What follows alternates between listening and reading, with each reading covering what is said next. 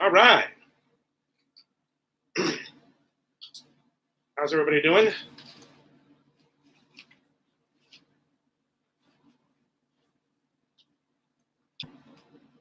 How is everybody doing? Hello again from North Calocan City. Wednesday, September 12th.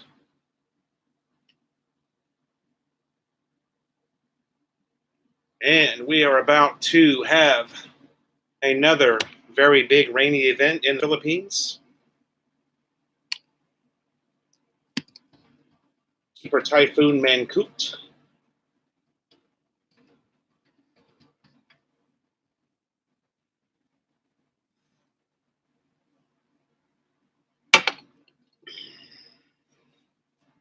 Who's out there and wants to know? Yes, yes. Hello, how are you? Robert. How you doing, Robert? I don't think you've ever made a live chat, have you, Robert?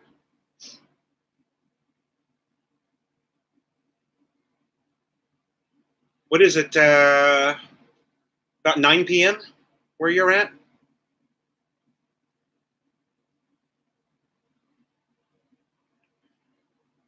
No, yes, yes. Thanks for joining, Robert Jacobson. Thanks for joining.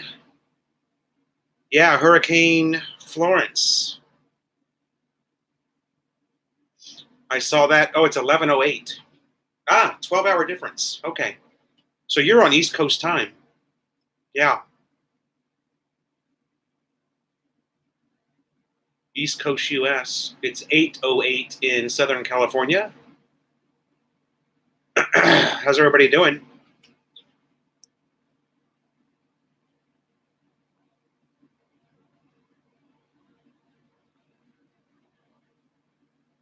Yeah, I saw a weather map on Facebook this morning. And I think on that weather map, there were 8 active typhoons on the map itself. It was a map, like a flat map, of the world. And there were 8 active typhoons at the moment. So we're having some weather events all over the world.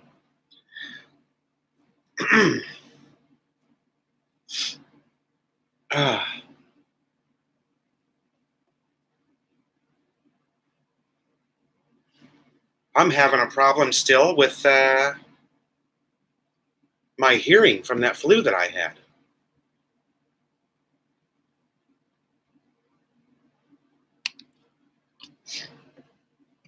Chat monitor shows 6 people in the room. Say hello if you're here. Say hello if you're here. If you're new to the channel, let me know where you're from. And we haven't had, the rain hasn't started here yet, but man. This morning we had some thunder and lightning going. And we thought for sure it was just going to start dumping. And it rained really hard last night. It probably started about 6 p.m. and just dumped. But we didn't get anything this morning. So the weather radar shows that Typhoon Mangkhut will hit right around the Balur area in North Luzon. Milo, hello. How are you? Great time to live in Washington State, huh? Not too many typhoons hitting Washington State. Actually, I think we call them hurricanes in the U.S., right? Not typhoons. We typically call them hurricanes. Here in the Philippines, it's always a typhoon.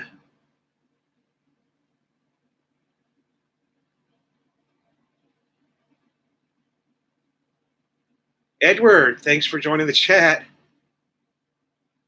I've got regulars that always come back. That's so cool. Edward, I leave for the Philippines Saturday out of Baltimore. Yeah, I remember you. We were talking about that. I have to duck 2 storms, Hurricane Florence and the typhoons there. Yeah. Saturday, you'll be okay as far as coming to the Philippines because Super Typhoon Mangkhut is scheduled to hit landfall 2 p.m. on Friday. Okay. Which is well ahead of you coming here. So you should be fine.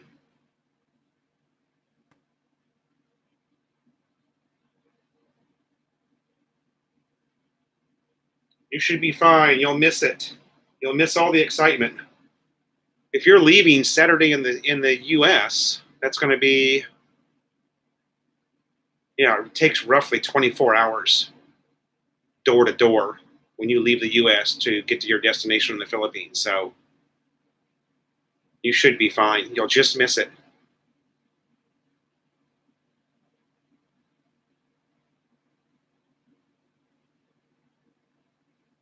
Yeah, you'll be good, Edward. Don't worry. Don't worry. Be happy.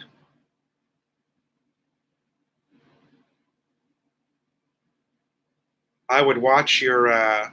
What time? What time are you leaving the U.S. on Saturday, Edward? What time are wheels up on your flight?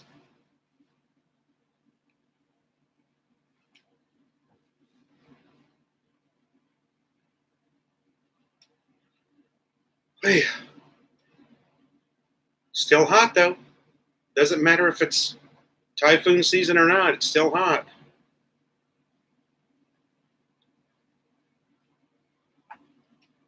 Nine people in the room. Say hello. There's Jose Pins fan. How you doing, buddy? Have I been to a casino in the Philippines? Yes. City of Dreams. City of Dreams. And the casinos here look a lot like the Indian casinos do. They look a lot like the Indian casinos do in the U.S.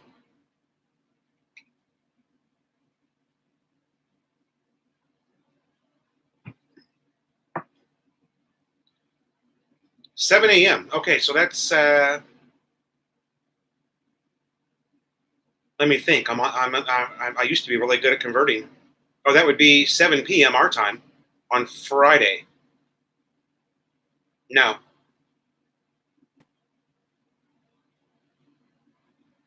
Would be 10 p.m. our time on. We're a day ahead of you. So if you're leaving 7 a.m. on Saturday morning, that's 10 p.m. Sunday night for us. So yeah, you'll be fine. Is that right? 15 hours ahead? No, 10 p.m. Saturday night for us. So yeah, you'll be fine. The worst of the rain will be long gone. I used to be so good at making that time conversion, but now I'm in the Philippines. I have to subtract 3 from my time here. 7 a.m. from Baltimore to LAX and then to Beijing. Yeah, that's right.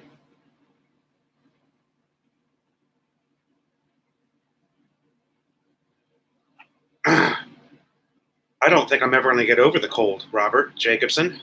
I don't think I'm ever going to get over it. It just doesn't. Now I'm having this problem where my ears are plugging up still. So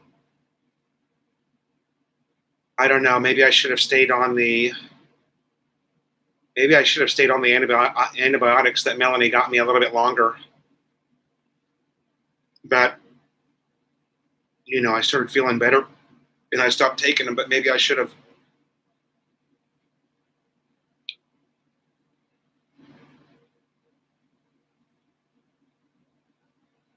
Where are you visiting in the Philippines, Edward? Are you just going to hang out? Hey, Brian. Brian, how you doing, buddy? Huntington Beach in the chat room, baby, representing Southern California. Brian from Huntington Beach. Stay safe out there, my friend. Bunker down. Close all the hatches. Make a hole. Security alert. The Marines are coming through. Doing great, Brian. Thanks for joining us. As always, it's great to see, the regulars always come back. I'm home alone. A lot of you guys ask me, when do I chat? I never have any idea. I'm home alone again, so it means I've got all of the bandwidth, and I can go live.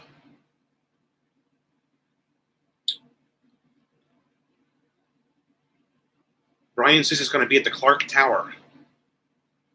Clock Tower or Clark Tower? Oh, Edward, you're visiting Cavite City. Okay.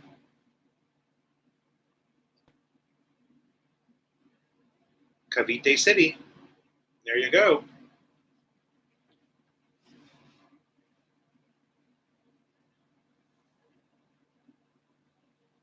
Paris Island is safe. Lucky them.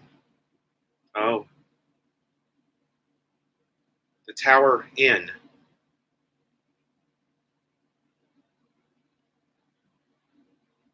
Are you talking about Angeles City, Ryan?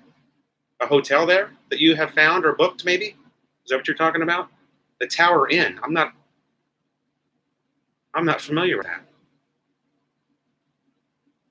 Location is everything there. Don't forget. Oh, Central Park Tower. Yeah. Yeah, Central Park Tower is nice, and it's right in the thick of it. I've never stayed there. Got some great pictures of Melanie standing in the lobby of the Central Park Tower.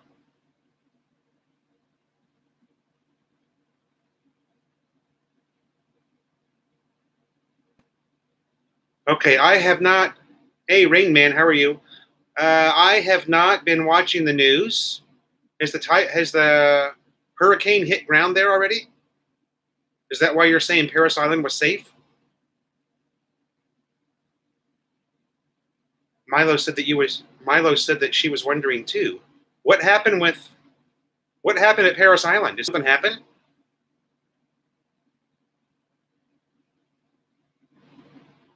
Yeah, Brian, a YouTube video of your room.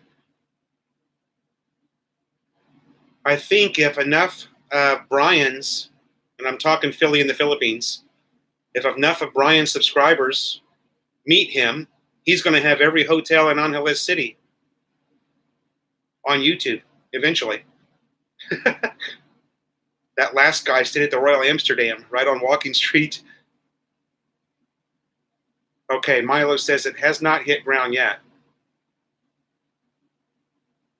Oh, the southern part of South Carolina is safe. I see.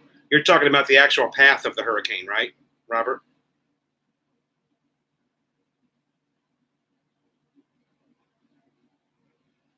Okay, I see now. Sorry. So our super typhoon that we've got, it's called Mangkhut, and it's supposed to hit somewhere in North Luzon. 2 p.m. on Friday, they're estimating. About 2 p.m. on Friday. I think I saw you walking on perimeter, Rain Man. I think I saw you walking on perimeter near Narcisco about 3.5 weeks ago.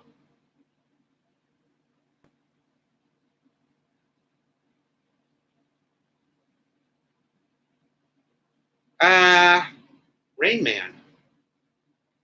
3.5 weeks ago. I was in Angeles City August 15th or 19th. So yeah, you probably spotted me.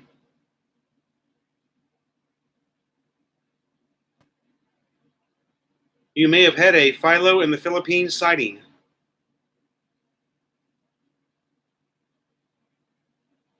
On perimeter. Yeah, I went down to, I don't know where we were at down there. I don't remember where I was at, but I was down there. It was on see, what day did I leave? I left on Angeles Sunday morning, and I think I was down there on a Saturday. Yeah. That was probably me. Wearing a red baseball cap. I've always got a red baseball cap on for some reason. Another vlogger's son is in boot camp in Paris Island. Worried to death. I'll let her know. Okay.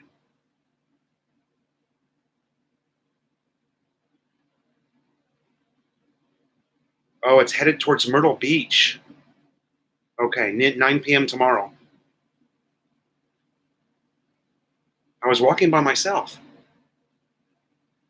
Oh, maybe that wasn't me, Rain Man, because I was with my buddy from Los Angeles. Or was I ever down there by myself? I was walking with a friend of mine from LA. That's the whole reason I was in Angeles, is he came for a visit. So maybe not. Maybe that's not me.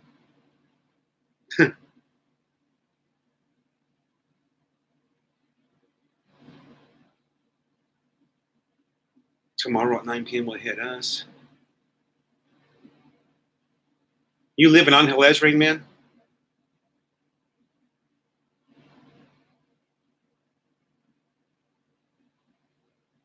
Ahead or behind you, so I not think he was with you. Yeah, that's possible too. Oh, you were visiting too. What a coincidence. Well, you should have came up and said something. I would have thought, you know what? I would have thought that was awesome. If I got spotted in public, I would have thought that was just awesome. You know, one time, I don't remember when it was. I was hanging out with Brian, Philly in the Philippines. We were at breakfast. We were over at Angel's Bakery. I don't know if this was I don't remember. First, second, third. I've hung out with Brian like 4 times now. But we're sitting there eating breakfast, and this,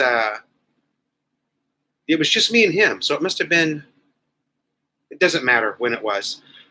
We're sitting there eating breakfast, and this guy, this Korean guy who barely can speak any English, comes up to Brian and in very, very broken English, you know, told Brian that he was a big fan and watched Brian on YouTube. And I just thought that was the coolest thing, you know, that he got recognized by somebody who was actually there from Korea. I thought that was so funny.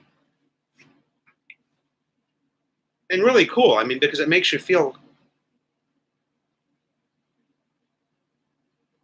18th or 19th of August. Yeah, I was there.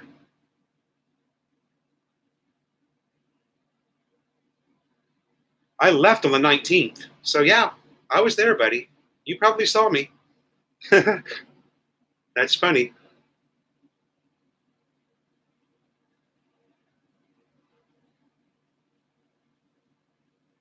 I think we were walking down to Honeycoats because my buddy from LA knows the manager of that bar.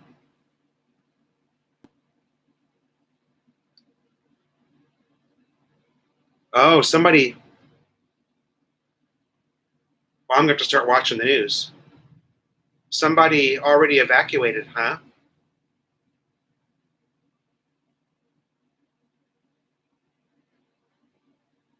Is that looking like it's going to be as big as Katrina was? Because Katrina just.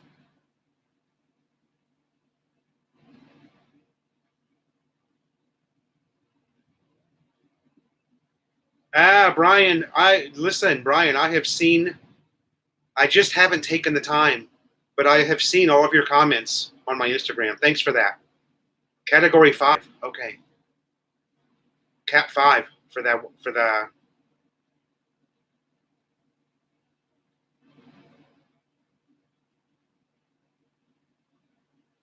They're predicting Cat 5. Okay. It's already shifted north, Robert. Mangkhut has shifted north already. Because the estimate I saw this morning, or maybe it was last night, it looked like it was going to hit Luzon right around the Baler area. Baler, or just north of Baler. So the winds must be pushing it.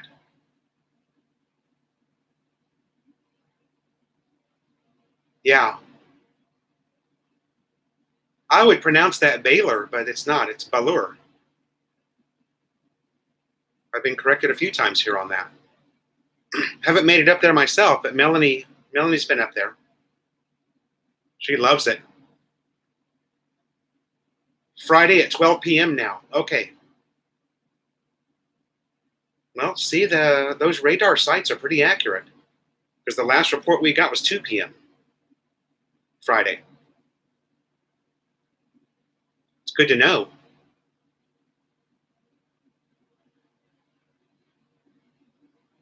The storm is supposed to stay for days in North Carolina, South Carolina.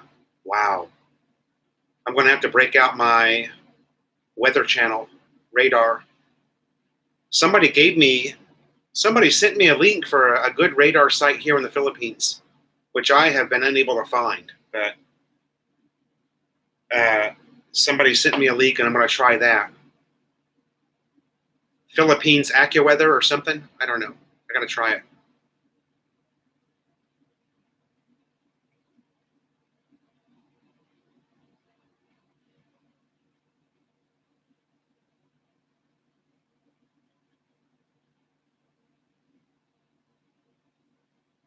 I am home alone again.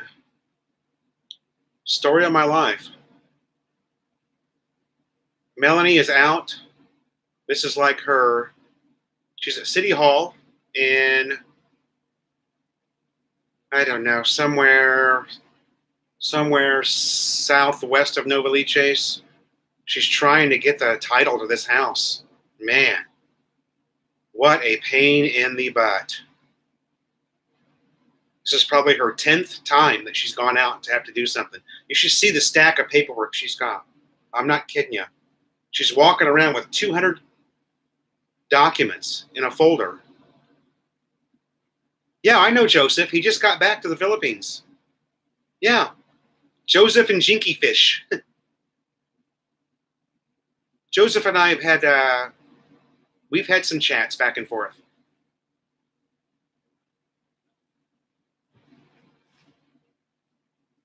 It's somebody I would like to meet, you know, but the problem is Joseph is in, I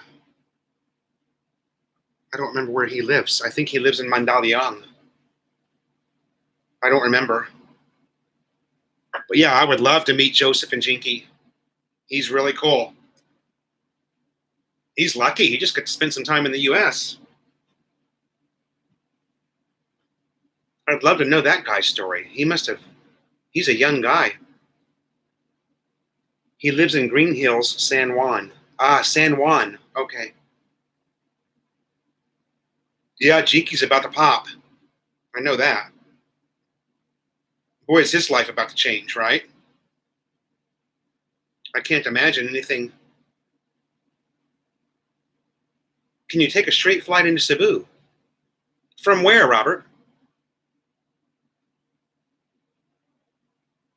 Philippine Airlines or Cebu Pacific, used to fly from LAX to Cebu, but I don't think they do anymore. I think something happened and they discontinued that. Or am I wrong about that? Maybe it's Seoul to Cebu.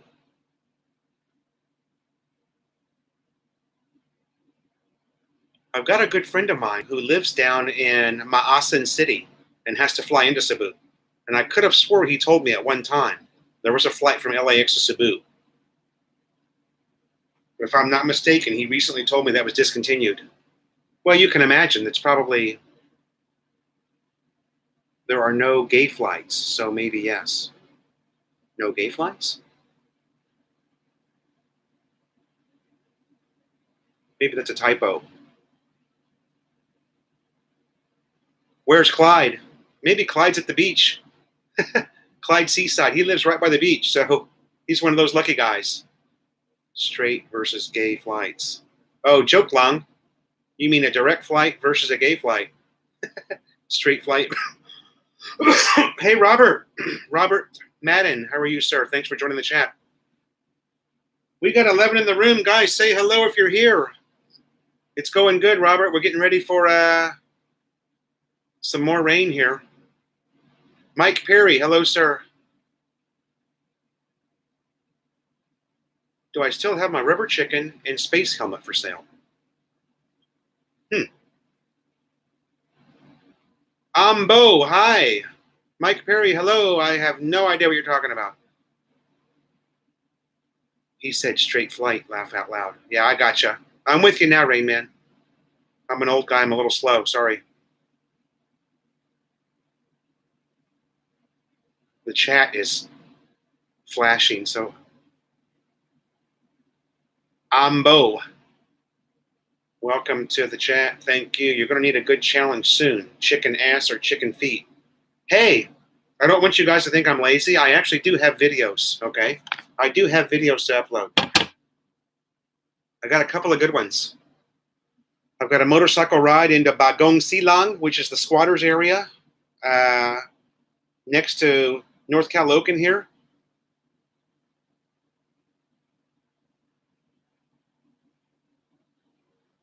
Chicken Idol is tasty. Chicken Idol.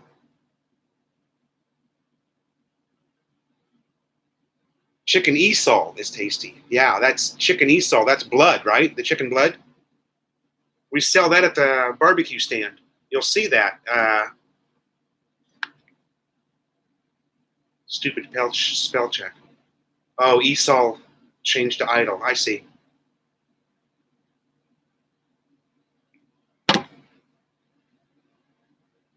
I've got a 2 or 3 videos that I just need to get in there and edit and put them up.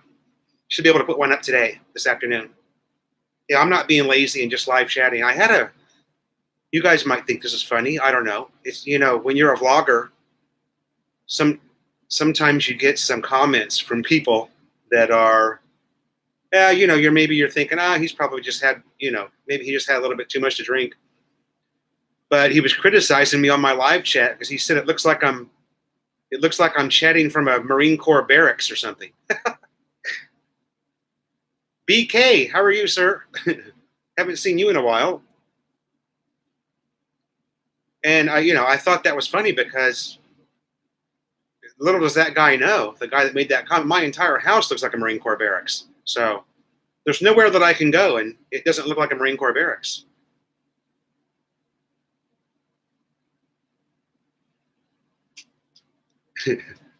Can we see some of your footage on Bo? You wouldn't be able to see it because it's only on here right now. So,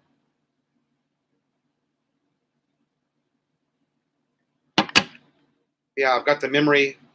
That's true, Robert Jacobson. I've got the memory of an ice cube tray. Yeah, it's true. It's about my capacity.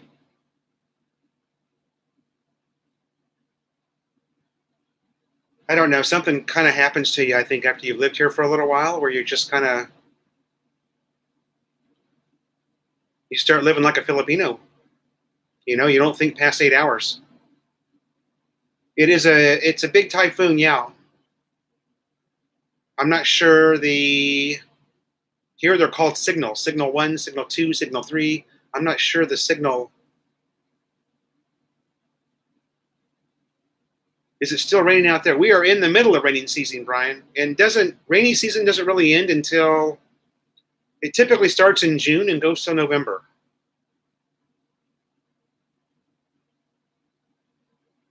October, November, the weather will start turning. You said it the day ago and damn near pissed my pants. Is your memory about the same, Robert?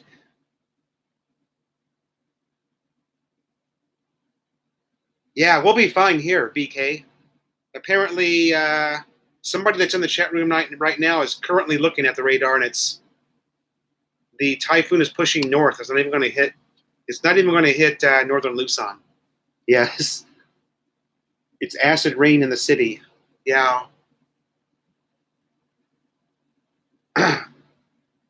Typically, the first few minutes of rain could be an acid rain. Yeah.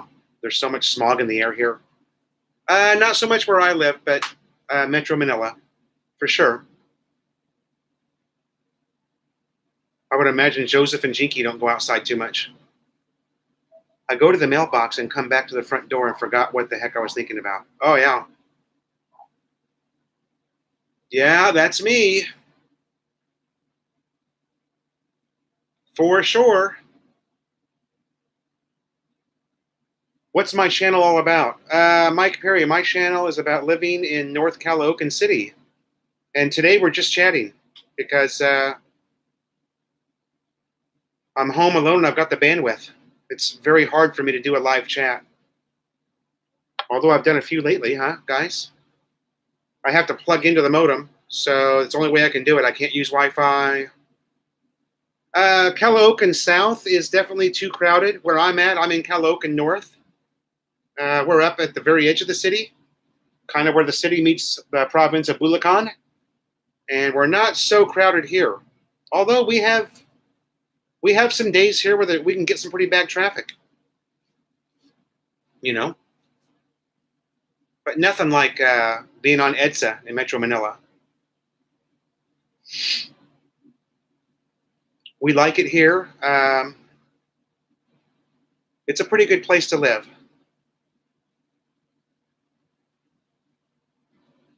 At home, you only use the cable internet, but no Wi-Fi. Aha. Mike Perry, yes. I do live in the Philippines full-time, 24/7, for better or worse. Mike Foodie, our resident expert chef, is in the chat room. Say hello to Mike Foodie. Nice to see you again, sir. Nice to see you again. So we've been open for 4 nights on the barbecue stand that we have. And there's videos that are going to be following, so you'll see what we're doing. And we're just trying it to see, you know, if we can generate even a little bit of income. Even a little bit of something would be nice. You know? We don't really know because, you know, we're still in that first week and we've had some startup costs. We had to go to the market and buy, you know, the what would it be? The big bottles of vinegar, soy sauce, you know, to mix the barbecue sauce for the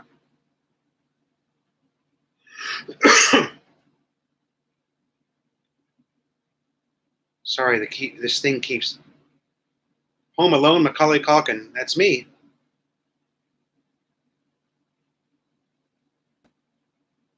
What meats are we cooking on the grill? We're cooking chicken feet, of course, chicken head, chicken blood. What else?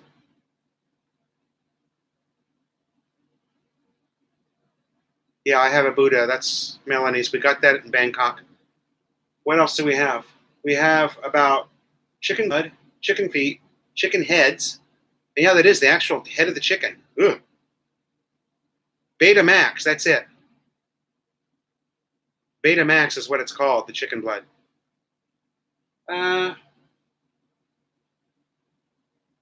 can't remember what else. Oh, the intestine, of course. That's very popular, the chicken intestine.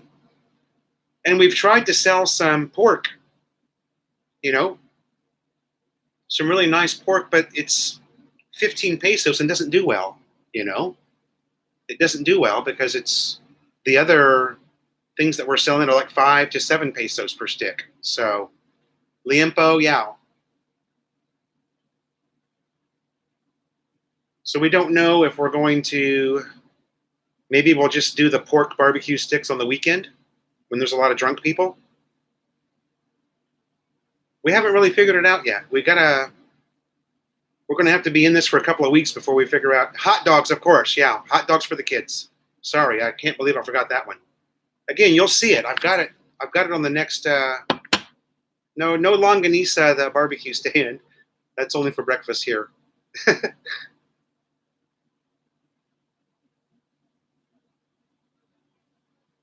Melanie has thought about getting one of those, like a side-by-side flat grill and fryer, to maybe do hamburgers, cheeseburgers, French fries. But we have to see how this whole barbecue thing goes first, because that's the most popular food here. I mean, on any given night, I can walk to 3 barbecues within 5 minutes of my house, or less than that. 3 on a stick. Ah, yeah. I've seen that.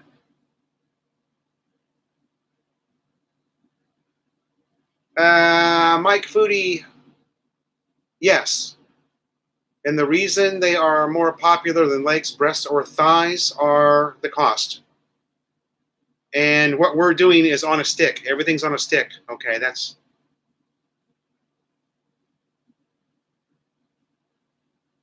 The most popular chicken that you'll see here are the legs and the wings are the most popular. Very rarely do you ever see a chicken breast. I mean, they're out there.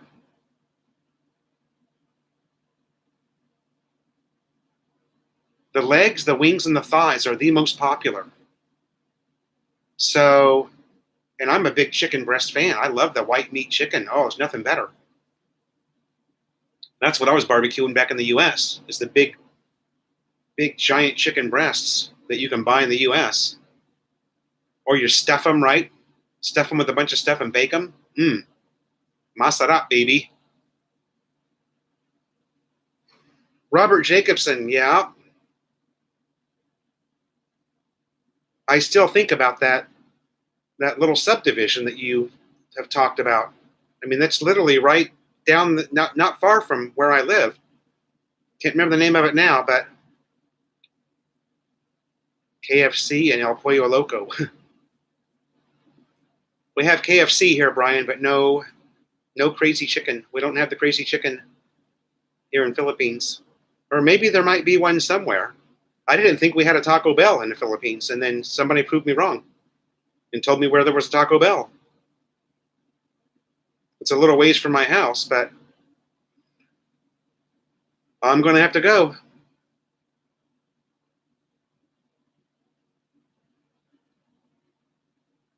Pig brains. Nope, not me, Robert. I ain't eating no pig brains. Maybe that was Brian and Louisa, Brian and Lut. Mike Foodie, chicken here in the Philippines is about, let's see. I'm going to say it's 180 pesos per kilo. 180 pesos, between 180 to 200, depending on where you go. 180 would be the Palenque, which is the most inexpensive place to buy it. Probably 200 a kilo at Save More or Pure Gold, which are grocery stores, more like a traditional grocery store you see in the U.S. But yeah, somewhere in that area. So 180 pesos is $3.20 per kilo. So that's for 2 pounds, almost 2 pounds.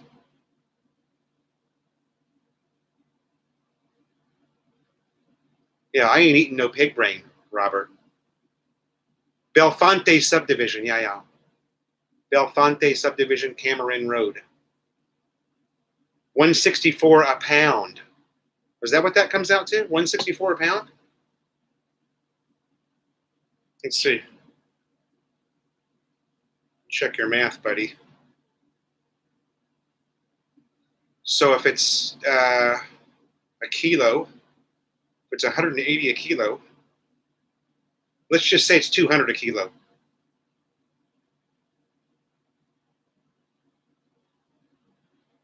Oh, a kilo's 3 pounds, right? Or is it 2 pounds? What's wrong with me today? Jeez, Phil.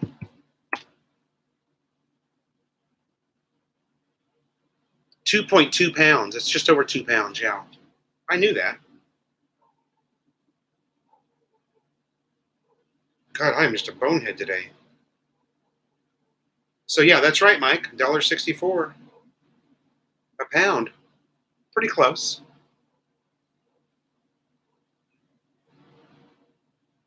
Maurice LeBlanc, hello. Thanks for joining the chat, buddy.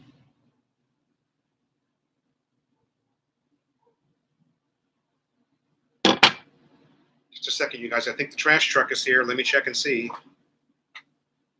We're waiting on the trash man to come because I don't think he came. Just a second. I'll be right back. Sorry.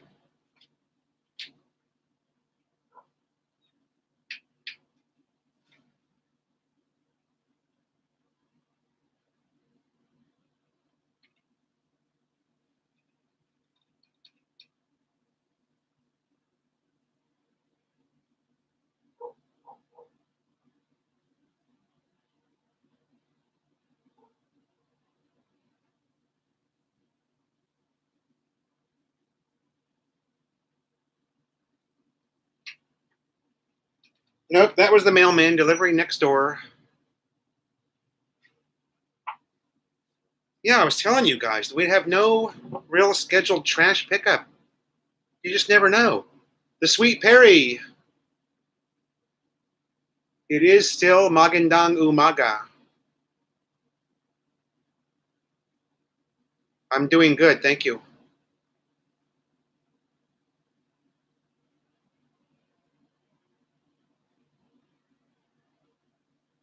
$1.64 a pound. That sounds, pretty cheap when I think back to my days in Southern California buying chicken, even from Walmart. 164 a pound sounds pretty cheap.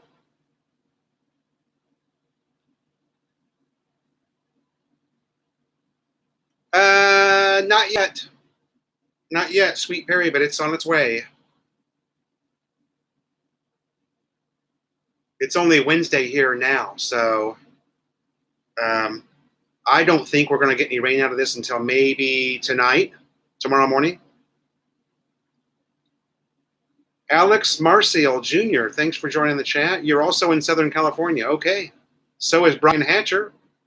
Brian is in Huntington Beach. I was from Rancho Santa Margarita. Oh, Ontario. Home of the Fontana Motor Speedway.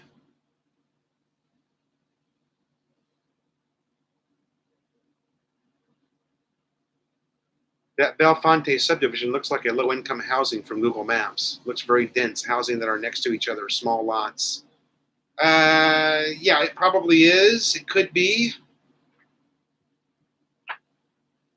I think I've looked at it before as well.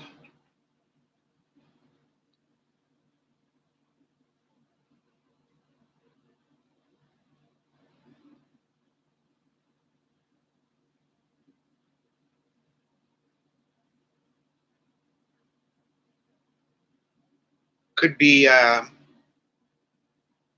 when you start heading that way on Cameron Road, then you're going to end up in an area called Bagong Silang, which is what my next video is about. And you'll see just how rough things can get here. What is it that you say all the time when you say yes?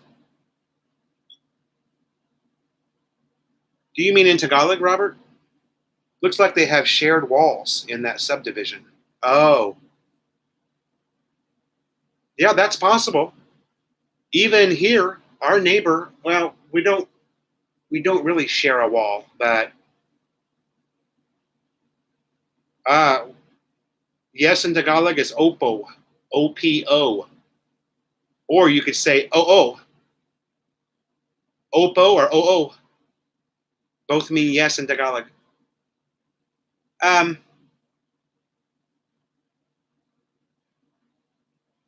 Yeah, o-o. It's capital O, and then the second O is small o. That's the way it's always written here. So,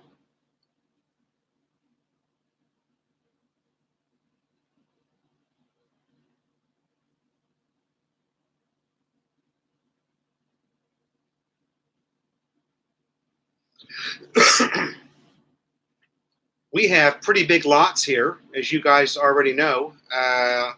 You've seen plenty of videos of my house in the backyard, and we've got pretty big lots here, but the houses are, if you have a neighbor, the houses are, they're practically touching one another. I mean, there is a double, this wall is separate. It's not like there's somebody on the other side of this wall, but there's going to be two walls, but they're touching. You know what I mean? It's weird. Carmelo Galiza from the Palm Springs area. Hey Phil, I have been Typhoon Ambon. Is it going to be on the tip of northern Luzon? Yes. About noon on Friday, I guess, is supposed to hit us, Carmelo. You're dropping the ball on us. You haven't given us a Tagalog lesson in a while. I know. Hey, I'll give you a quick flash. I've got it ready to go right there. See? For the next video.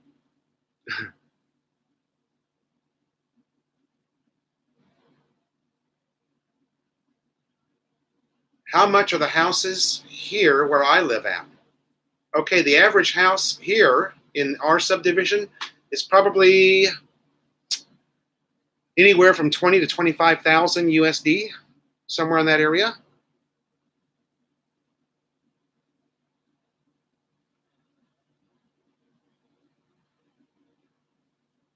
Sweet Perry likes housing with a little space between them. Yeah. It's more like they build in the US, you know.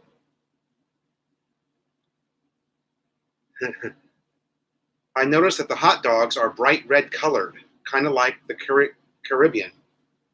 Yeah, our hot dogs are weird here. They're not ballpark franks, let's put it that way. The hot dogs are really weird. And, you know, I mean they're okay, but my biggest complaint about the food here is that everything's so sweet. I don't know why everything has to be so sweet. Even the hot dogs taste like there's sugar in them. Pure Foods Red Hots are good. Yeah, I think that's what we buy in this house. Everything you eat here in the Philippines tastes like it's got sugar in it.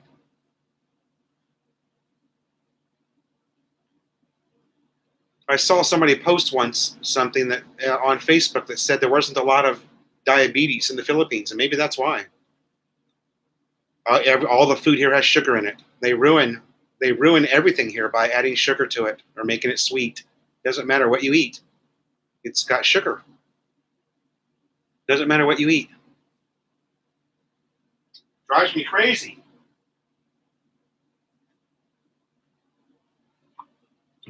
I'm a spicy food lover. I hate sweet. Okay, Robert, nice talking with you. Yeah, Mike Foodie on a stick. They're on a stick as well. The kids love them, and they're those same red hot dogs.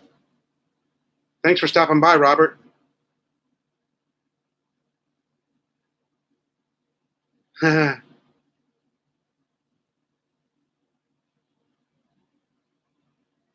With marshmallows? I wouldn't be surprised, but you know, I haven't really seen that. The marshmallow would be hard to cook it because the marshmallow cooks so much faster than the hot dog does. But I wouldn't be surprised. Yeah, I bet they'd have it somewhere. There's that sweet thing again. You know, they have to have everything sweet here. Did I have to do some repair or fix something on the house when I bought the house? Melanie was here before me. Okay, Melanie bought the house. When did she buy this house? I'm going to say 2010, and then we didn't meet. So Melanie was here before me, and she did make some improvements on the house. But it was okay. It was livable. The house was, it was turnkey. She didn't have to do anything before she moved in. But since I've been here, we have replaced half the roof, and we built the karaoke room in the back. We added a bunch of concrete up the side of the house, built the karaoke room in the back, and we've done some small improvements, but not really much.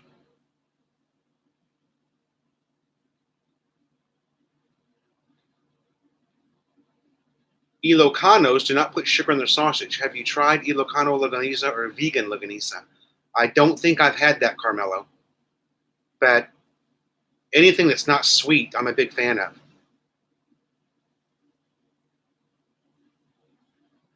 Carmelo likes the backyard. We love it too. I'm going to have to do another video now because we have relocated all of the pineapple plants to the other side of the yard. And now we have planted back there string beans, tomatoes, cucumbers, lettuce, and hot peppers. Those tiny hot peppers that I love so much. Ilocano Lagunisa is more sour, says Mr. Ringman. Slice the hot dogs in 1 to 2 inch chunks and skewer them, alternating with chunks of pineapple. Hey, that's a great idea.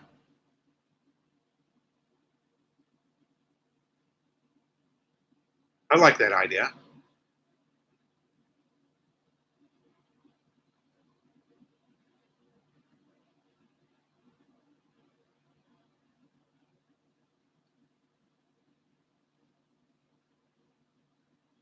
When are we going to party next?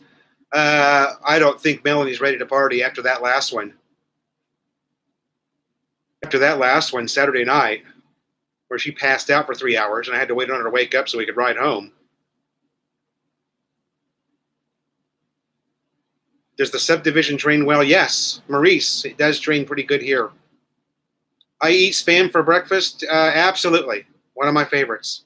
Got to have Spam gravy for breakfast. And Spam is not sweet. So your mangoes and pineapple are awesome. How about avocado trees and malunggay? We have malunggay in the backyard already, Carmelo. Avocado tree, I don't know if there's any room now. You'll see. I'm going to do another video. Melanie's mother is here from Japan. Melanie's mom is 72 or 73, and she is just a workhorse.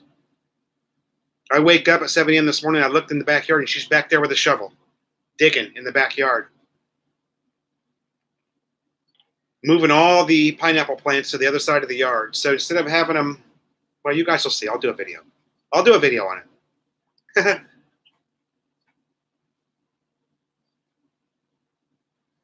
We did some day drinking, Brian, not too long ago, about a week or 10 days ago. And I've got that on video too. I just haven't uploaded it. We were like drunk at 2 p.m. and singing karaoke. It was before the karaoke machine got picked up.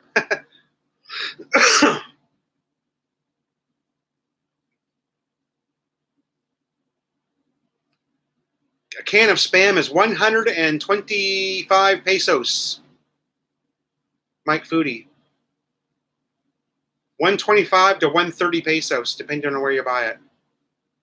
So that's $2 and blah, blah, blah, blah, blah. Less than the US. Carmelo, Alex, Marcio, I have been a nurse for 42 years. Wow.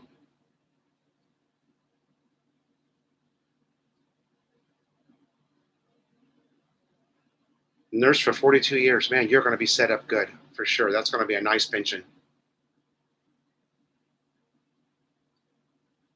Day drinking works. Good question, Brian. I don't know exactly where she's at. We would fly into Narita to go to her house. I do know that. We fly into Narita. Carmelo Galiza loves to sing.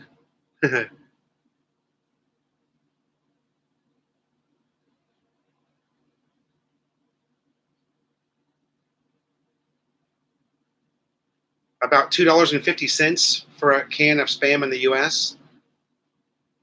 Yeah.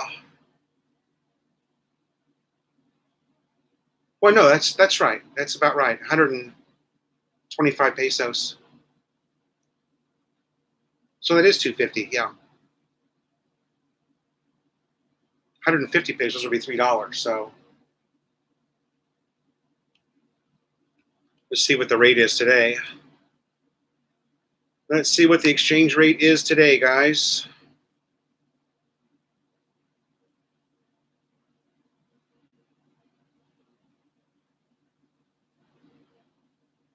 USD 53.9. Okay, so you're getting 54. So it's 54 in the city.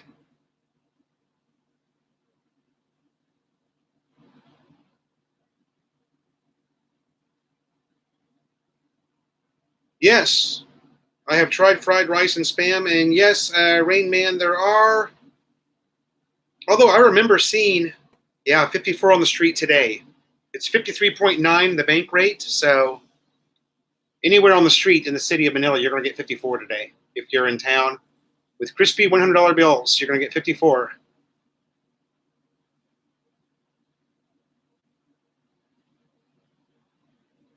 I remember seeing a lot of. If you went to the right store in the U.S., you could find all those different flavored Spams too.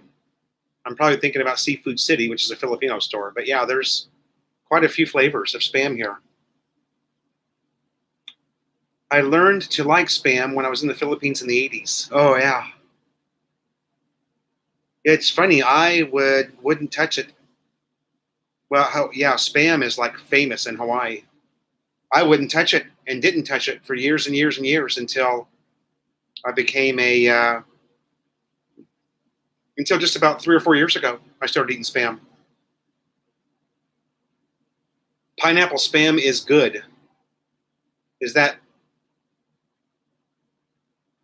an actual flavor that comes on the can, in the can, or are you talking about mixing pineapple with Spam and frying it? That sounds actually kind of good too.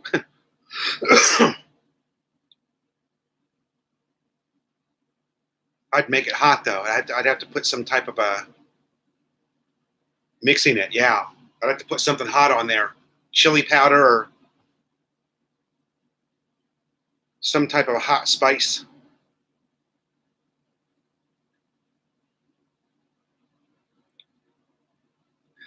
Jalapenos. Oh yeah, love jalapenos. I'm such a spicy eater, Carmelo, that in the U.S., I would buy those fresh jalapenos, just bite right into them. Just loved them.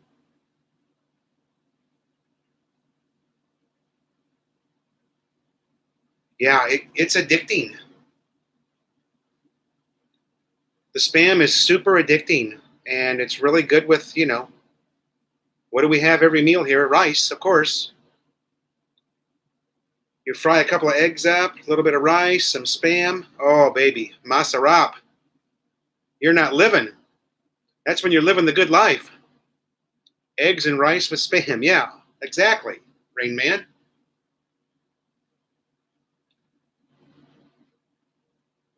Frank's. Frank's Red Hot is one of my favorite hot sauces. Absolutely love it. And it's not very popular here. You can find it, but it's super expensive. A lot of stuff like that is really expensive here. Frank's Red Hot, one of my favorites, and it was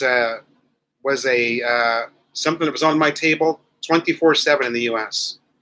Love Frank's Red Hot. Oh my God, you're making me hungry, Mike. Mike's our local chef. I love sriracha as well. They have it here. It's not expensive. Sriracha is very common here. Garlic rice. Melanie does garlic rice once a week. She'll normally take the rice that's left over in the rice cooker. If the rice sat in the rice cooker all night, which is okay, doesn't hurt the rice, but she'll make garlic rice out of that because it's not fresh rice, Jalapenos gives, the Sweet Perry, jalapenos gives you acid burn. Yeah, I would imagine. Yeah, Mike Foodie, the Frank's Red Hot sauce on the chicken wings. Oh, I would actually put that Frank's Red Hot, mix it with barbecue sauce, and make my chicken wings on the grill. And I'm probably going to have to pay one day for my spicy food addiction, but that's a big typhoon coming your way. Yeah. We had, you know what? I don't know where my dog is at. Just a second, guys. Let me look and see.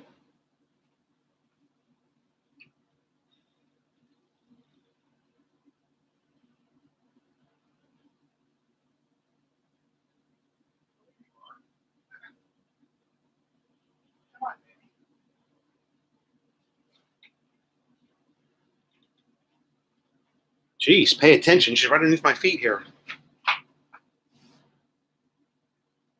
Do I have acid reflux from all the spicy food? No, I do not.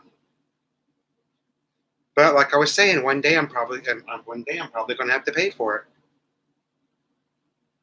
I take those small red peppers, the hot ones that are very common here. They're at every palenque in the Philippines has those small red peppers, and I cut those up on my rice with soy sauce. That's how I eat my rice, with 2 of those red peppers on it and soy sauce. K-Bird, how you doing, buddy? K-Bird, if spicy food is good for you, I'm going to live to be 100. Easy. Frank's Red Hot with melted butter is the original buffalo wing sauce. Oh, I love it. I love Frank's Red Hot sauce. And Melanie does too. And every time we see it, it's like 300 pesos or 350 pesos for a bottle. Now, again, that's what, $6, $7? Yeah, $7 for a bottle of Frank's Red Hot. That's here. And I think we saw that at,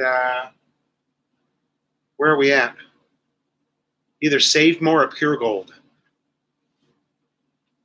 Just a heartbreaker because Melanie and I both love Frank's Red Hot. She got addicted to it when she was in Southern California with me.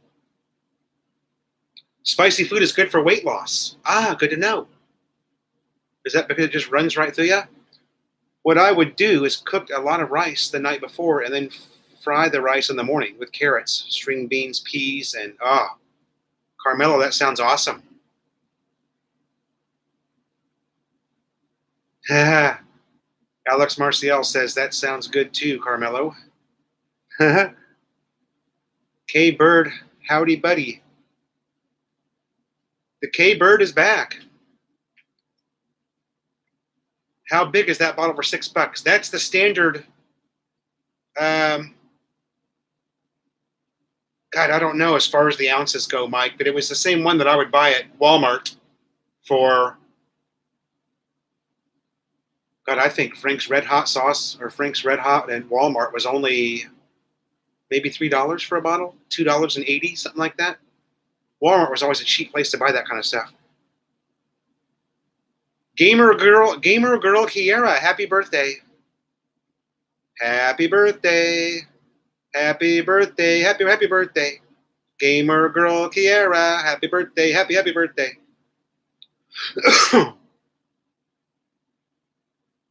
Happy beer day, says Rain Man.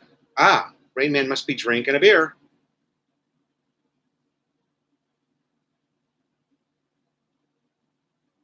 Gamer girl Kiera, where are you from? Are you Pinay? Are you Filipina talaga? Totoo?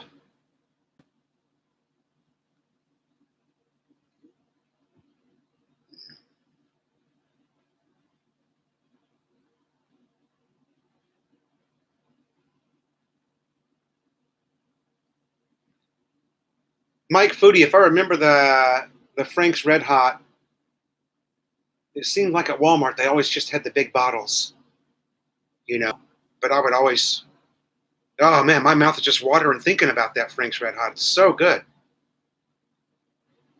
Carmelo, I'm playing at Indian Canyons. This Thursday.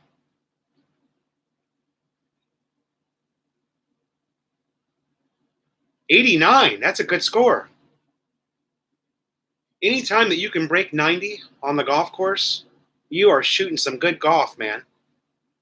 Anytime you can break 90, I mean, that's bogey golf. If you're a bogey golfer, nobody can beat you. Gamer Girl Kira, you're in the Philippines. Okay, me too. North Caloocan City, baby. In the Philippines, baby. Is butter and margarine readily available here? Yes. Margarine, I'm going to say no. Is not readily available. You can find it, but butter is. And you know what's weird, Mike, about the butter here? It doesn't come in a stick. Here, I'll show you real quick. Hold on a second. I love talking about food. Let me go get it. I'll show you.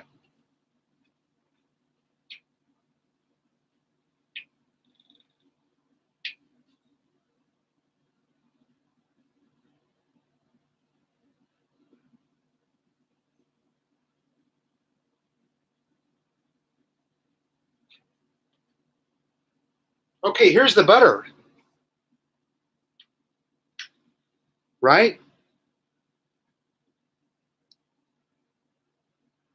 Looks like 2 sticks, right? But that's not. That's just one big hunk of butter.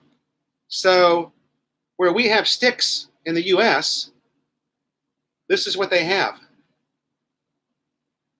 And we don't I don't know anything about margarine.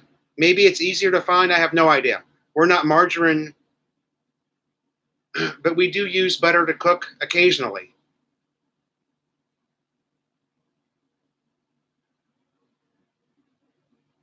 Tapatio is also very good hot sauce. Love it. One of my favorites. I know at SNR, there was 10 different variations of this butter, probably. Yeah, it looks like K-Bird. It looks more like 2 full sticks or 4 of the small ones. You know how they come in. Yeah, happy birthday, Kiera. Kiera is grade 4, and she's 9 years old. Wow. Okay.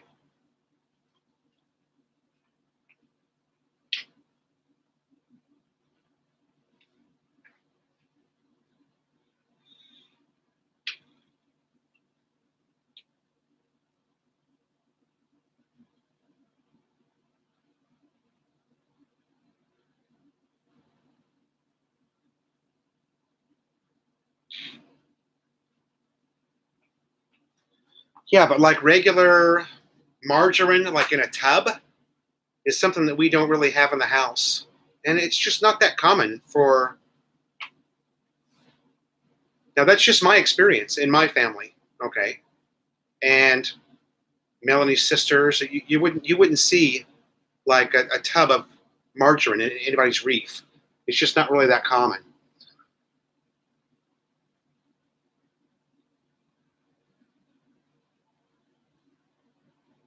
I'm still grade 4. Okay. Rain Man says that margarine is everywhere. Okay. I will take the bogey and run. Yeah.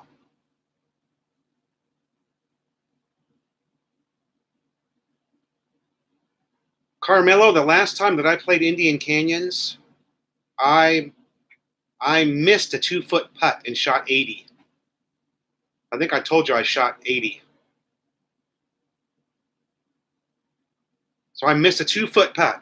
I would have had a 79. And that would have been the first time in my life that I broke 80. But, my knees were knocking. No money on the line at all, but I couldn't handle that 2-foot putt for 79. Yeah, it was the round of my life. Well, I've shot 80 probably, I don't know, 10 times I've shot 80. Then 81 to 82 several times, but I've never broken 80. Butter comes in 1-pound sticks. Sorry. The chat keeps flashing, you guys. Mike Foodie, butter comes in 1-pound bricks in Canada. A 1-pound brick. I like the sticks in the US better, yeah. I always love the sticks too. It's very easy to cook with. It's very easy to measure the measurements on the paper there as well. For chef, I think stick butter is the way to go. The weather is nice down in the desert. Yeah, I bet it is. Oh, I didn't look to see where it was from, Rain Man. The butter. I should have looked. It said Queensland on it, right? So it's probably from Australia.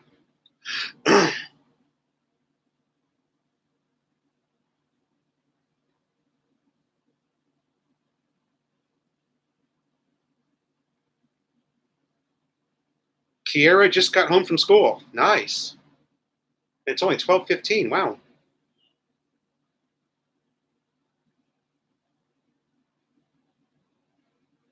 Yeah. Stranger danger.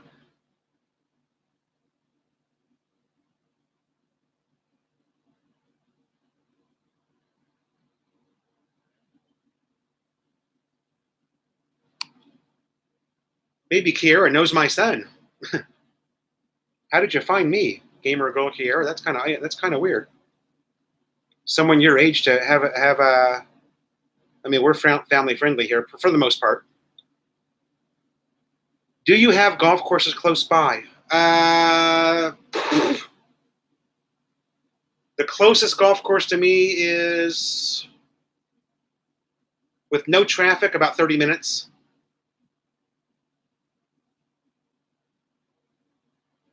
Brian Hatcher, why is it so hard to get the title of your house? Oh my God, dude. Um,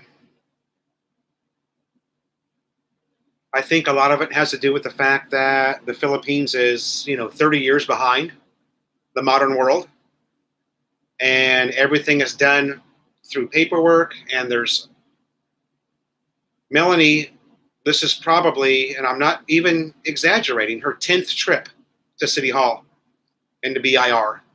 So it's probably the 10th time that she's had to go. And I don't know, it's probably going to cost us a little over 50,000, 50 to 70,000 pesos to get the title to our house. This is a loan that's paid off, you guys. Can you imagine? I mean, in the West, you make your last house payment and the title just comes to you automatically. But here, you have to jump through all these hoops to get the title and pay all of these fees and taxes. And my God, it's just, it's unbelievable what they make you go through here. And now she'll be gone. She just left right before I started the live chat. She left here at 11. She probably won't be home till 7, 8 o'clock tonight now. And she's just going to City Hall. It'll take her the entire day,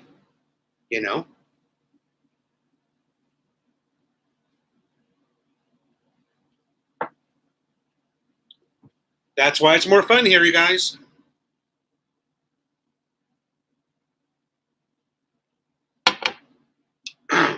Is it my first time in the Philippines? No, I live here. I've been here many, many, many times, and I live here. I live here now.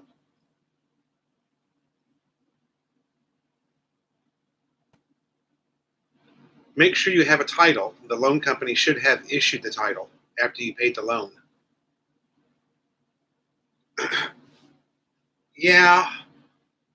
Well, things are so different here, Carmelo. You just never know.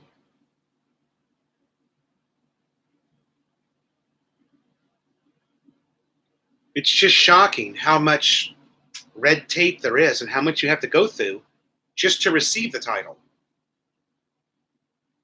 They give you a list. Melanie has this list of things that she has to do step by step by step by step. And it's just unbelievable.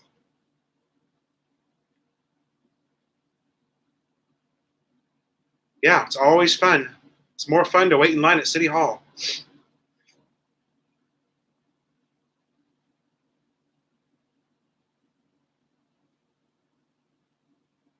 Simmer together some franks, some butter, some chopped garlic, and Parmesan cheese. Oh my God. That sounds so good.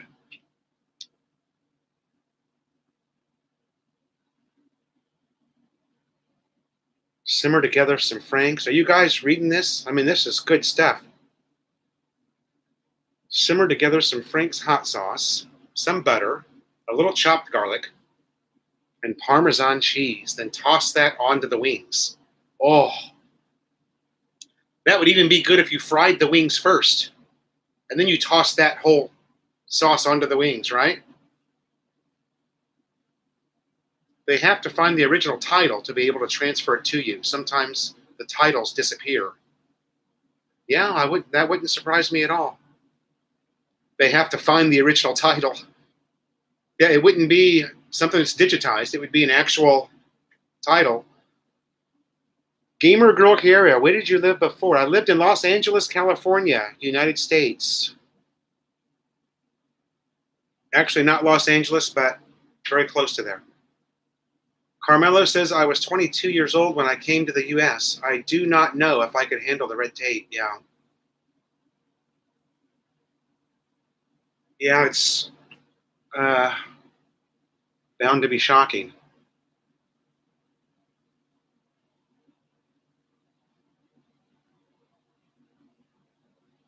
There's a lot of things that are very shocking. Yeah, fry the wings first. Okay, that's what I was thinking too. I miss those places like Buffalo Wild Wings and Wingstop that were in the U.S. Oh, that food is so good. It's hard to get good hot wings here in the Philippines. If you do find hot wings somewhere, they're sweet. They've got some type of a sweet barbecue sauce on them, and it turns my stomach. Or the title, Rain Man says, or the title's not in the name of the person that sold it to you. Maybe the seller is an heir of the original owner who has passed and the title is still in their name. Yeah, I don't know, Rain Man. Nothing's easy here, And there's always some type of an excuse for it. There's always an excuse, or are fruits expensive there? I'm going to say yes. I'm going to say fruit is twice as expensive here as it is in the U.S. I bet you miss all the restaurants at Irvine Spectrum. Oh, yeah. Very true, Brian. I miss a lot of restaurants from back home. A lot of restaurants. Melanie says it's super traffic. I hope we make it at 1 p.m. Oh, she's not even there yet. Sucks. Everything that she has to go through, it sucks. Gamer Girl Kiera, she must have a YouTube channel. Check her out, you guys. She's so happy she got mentioned in the live chat. All right. Carmelo, do you have Johnsonville bratwurst and hot dogs there? Johnsonville, we saw Johnsonville brats at S&R. And also one of Melanie's favorites.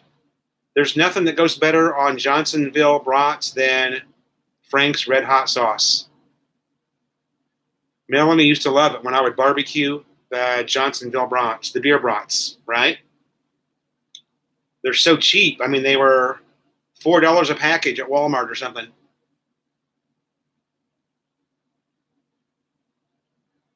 Rain Man says that Buffalo Wild Wings, yeah, really good in the U.S.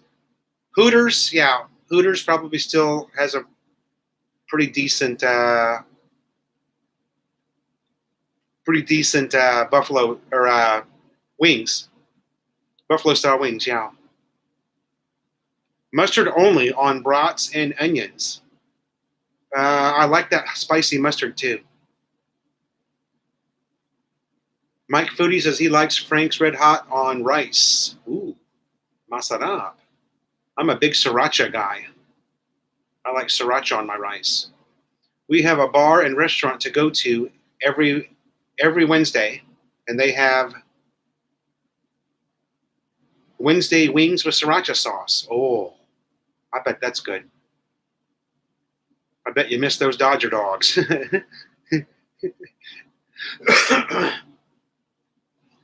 Brian, I've actually never had a Dodger dog because I'm not really from Los Angeles. I just say that because everybody knows Los Angeles, right? I live very close to LA.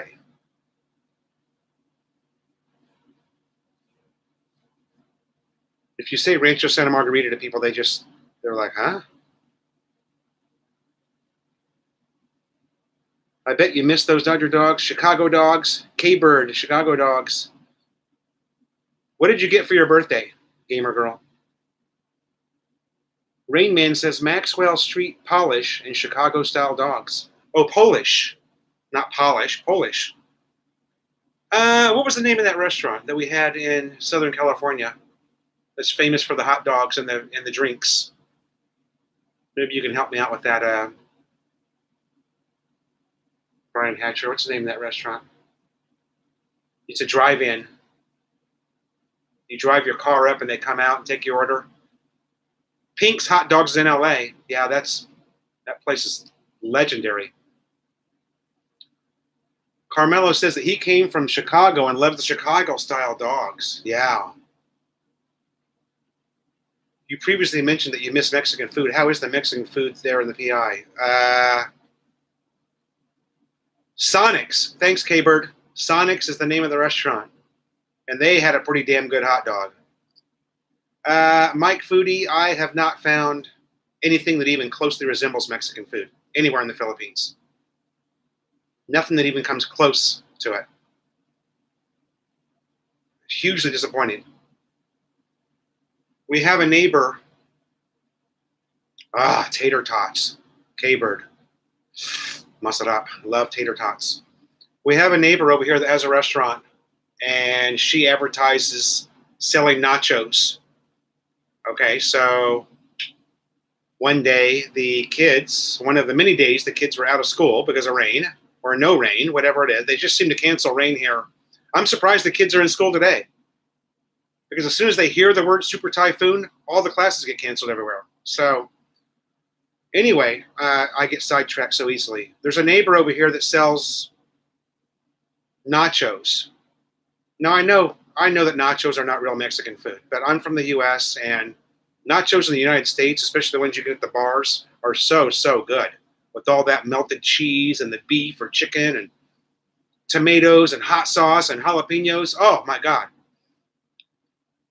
So we go over here and we get an order of the nachos. And what are they? They're good tortilla chips with ground beef on them. But then there's sweet mayonnaise sprinkled all over the nachos. And guess what else? The sweet banana ketchup all over the nachos. Just turned my stomach. So disappointing. Yes, Carmelo, nachos. I'm talking the nachos with the cheese and the jalapenos. These nachos had sweet mayonnaise and sweet banana ketchup all over the chips. Oh, just ruined them. And then some kind of there was some kind of cheese that was on there, but just thinking about it makes me vomit.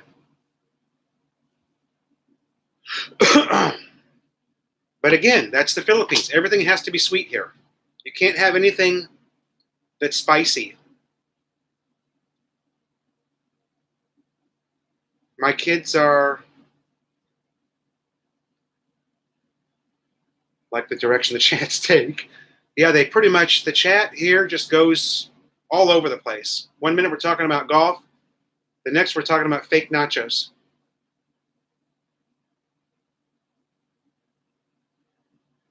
A Mexican cantina. Yeah.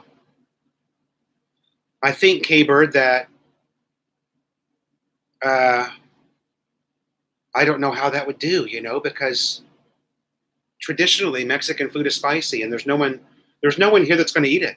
Filipinos hate spicy food. The majority of Filipinos. I mean, my son, if he even gets just a tad bit of spice, just completely loses his mind. And he'll drink a whole bottle of water. I don't know how it would do, K-Bird. But yeah, Mexican cantina. Bicol. Yeah, that's where my wife's brother is in Bicol. We planted some yesterday, Mike. We've got hot peppers that are gonna, well, as quickly as things break the ground here, I wouldn't be surprised in a couple of weeks if we don't have some plants, visible plants coming up out of the ground. Bicol Express. My wife likes to make Bicol Express. That's pretty spicy. Although it has a weird, kind of a creamy texture, which I'm not crazy about either. I don't like things that are creamy, but it's good. It's spicy. Bicol is known for the spicy food. Okay. Thanks, Carmelo, for coming. We have a show to go to, playing in the band with my banjo and harmonica. Love this intimate talks. Magandang gabi. Okay. Thank you, Carmelo. It's 12, 11, 10, 9, 30 where you're at, and you're going out to play your banjo and harmonica. Very nice. That sounds fun. 9:30 p.m. in Southern California. 10 p.m. show. Okay, so you must be close to wherever you're going. Very nice. Thanks for stopping by the chat again. Always nice to talk to you, Carmelo. It's always nice to talk to somebody about golf. There's nobody here in the Philippines that plays golf. At least in my family, I mean. I'm sure there's plenty of golfers, but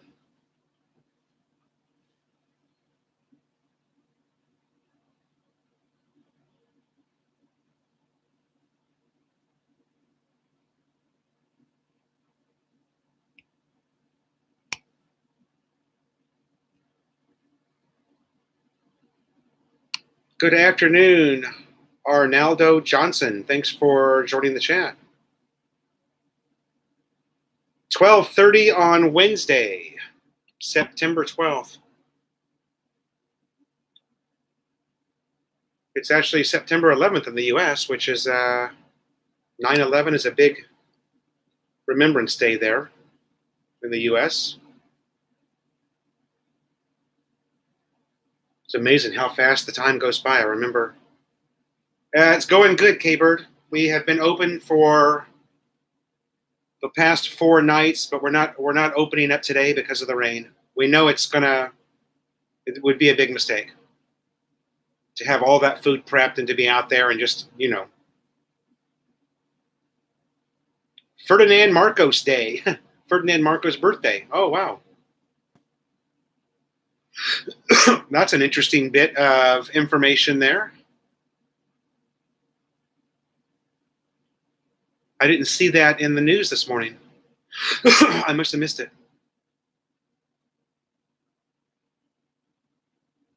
Yeah, K-Bird, I've got some video to put up.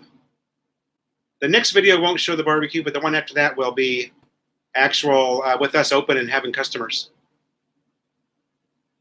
Not too many customers, but it was kind of early in the day too. The barbecue business doesn't really pick up there till about 3 p.m. is when it gets busy, and the foot traffic picks up when all the kids get out of school. So I was there filming at about 1:30, and there was just like a couple of customers there. Nothing big. It's 12:30 a.m. in Ontario, Canada. 12:30 a.m. And all this food talk is giving me the munchies. 12:30 a.m. So there's a 12-hour difference. 12:30 p.m. here in the Philippines. There were protests at his grave. Yeah. Well, there was a lot of, that was something that was going on, I think, when I moved here. There was a big uproar about him being in the Heroes Cemetery or whatever it was. Kevin Wallace, good afternoon. K-Bird enjoyed the last video of the daughter's birthday. Oh, that's cool. Those aren't the type of videos that really interest a lot of people, but I'm glad that you enjoyed it. Everybody always hammers me because I'm not walking around enough. Will I ever go back to the U.S. to live? No, I will not. It's hard to get a job there now when you're an old man. Michael Cruz, if I did go back to the U.S., you got to remember, I've got a wife and 2 stepkids here in the Philippines who can't go. So Melanie is actually banned from the U.S. for 6 years now, I think, because she did not finish her green card process. Kevin Wallace, good afternoon. How are you, sir? 1:30 in Eastern Canada. 1:30 in Eastern Canada. Brian Hatcher, you guys can live on my boat. Don't laugh. I might just be walking down Main Street calling your name one day, with my one backpack. Michael Cruz, if I did go back to the U.S., I am a pensioner, Rain Man, yes. However, my pension does not start for another year and a half. A little bit longer than that. About a year and a half is when my pension will start. I am living right now on saved money, on savings. A real estate sale in Southern California.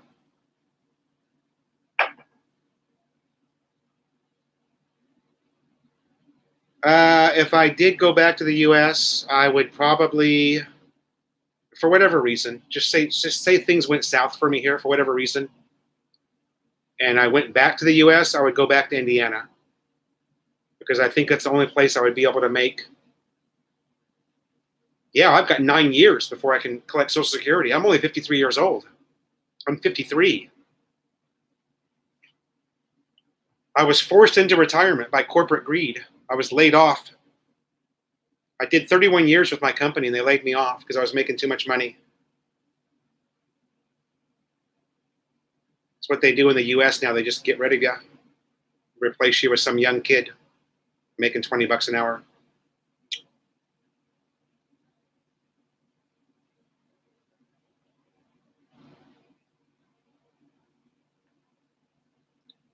Hey, I don't know if you approved me, Brian Hatcher, but I tried to follow you back on Instagram. I see you're quite the Instagrammer.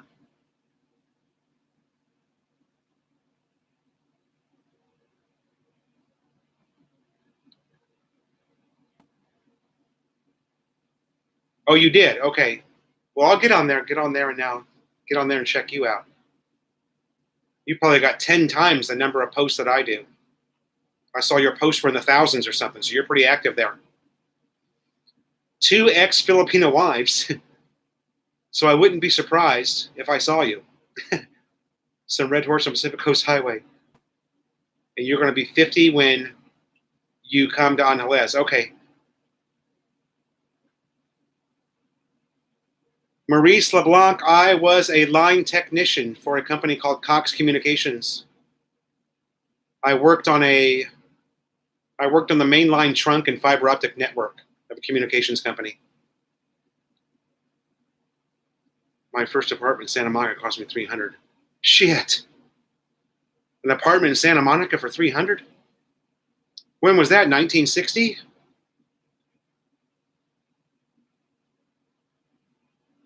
Brian Hatcher, banned from Facebook for posting crazy stuff. Wow. I'm kind of interested in looking at your Instagram now.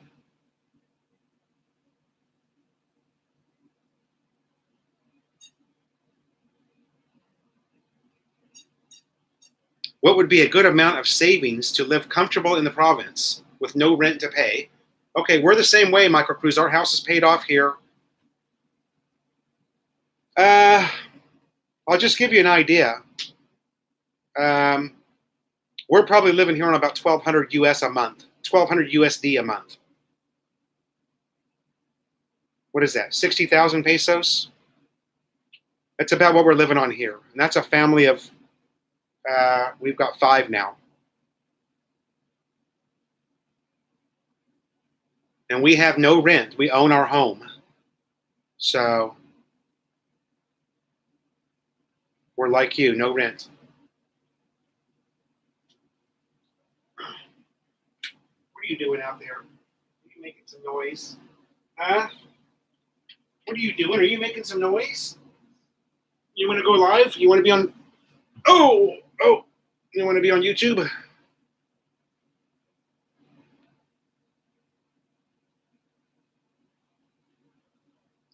They had rent control in 97, says K-Bird. Oh, okay. I own a motorcycle, Rain Man. And we're thinking about buying a trike. We're thinking about buying a tricycle as well. Arnado Johnson, thank you so much.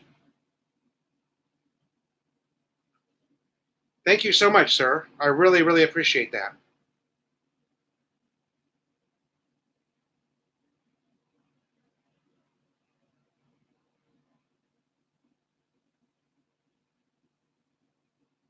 So, Michael Cruz, yeah, if you want to convert that, 60,000 pesos, say on average. But we're in the city. Okay, that's the province is going to be probably maybe a little bit less.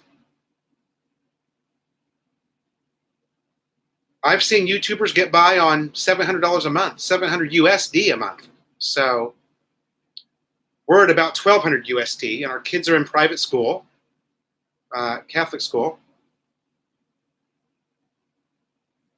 Brian, without getting too personal, I bet you made a killing on the sale of your house. I did okay, Brian, because I bought it low. Yeah, I did okay. I wish I could have done a little bit better, but I did okay, yeah. Had I not, I wouldn't be here. There's no way there's no way I could have come without the money that we did make on the house.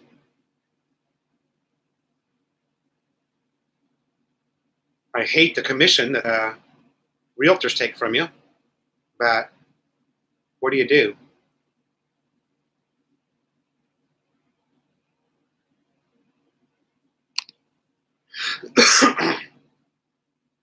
Arnado Johnson, thank you again so much. Really nice of you. Very kind.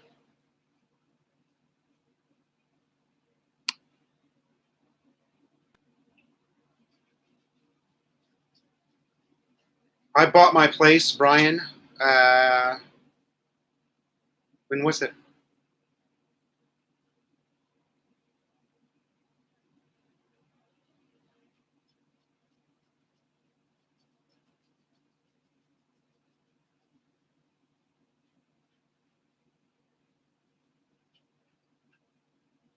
Um,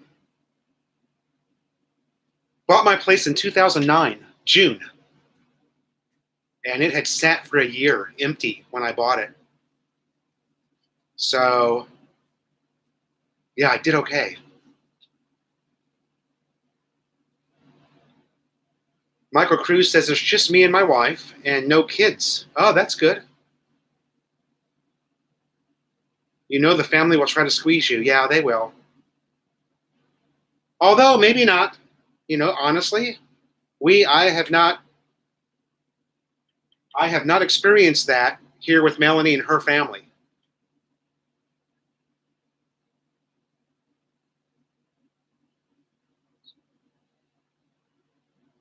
I have not had that problem with Melanie's family. And I did make that very clear to her, quite a while ago that we weren't going to start supporting people. And the one thing that worries me is a medical emergency with somebody in the family. I mean, how do that's the one thing that worries me. Obviously, if there's a big medical emergency, they're going to come to me, right? And then what do? You know what I mean? That's the one thing that worries me. What is the commission in the U.S.? Kevin Wallace asked, what is the commission in the U.S.? That's a good question. I don't remember what it was. I want to say 3%. Or no, I want to say 5% is what I paid. And then the realtors get 2.5 each, something like that.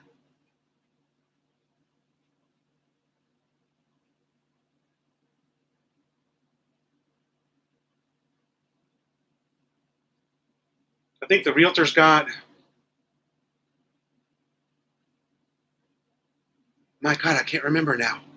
And it was only December that I sold my house, and I can't remember how much they took out for the commission now. Yeah, Brian, I worked in Coto de Casa for well over 20 years. That was my area. That's the network that I worked on, was Coto de Casa. Am I going back to Subic to get a motorbike with Brian? You think he's going to buy that bike? Him and I have been going back and forth on that. We don't know. K-Bird could be 6%. I think I only paid 5 on mine. I think I only paid 5. And the realtors split 2.5 each. It was still a substantial amount of money. It was over $20,000 they took out of my take.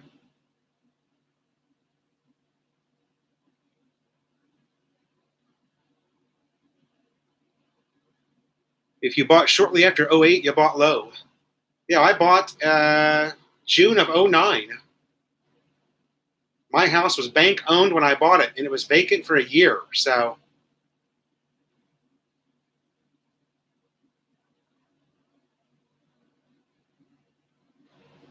while watching Filipino vlogger videos, I noticed a lot of black on walls. It really shows when the walls are white. What is that? A lot of the black on the walls. It could be mold, Mike. I don't know. We don't have,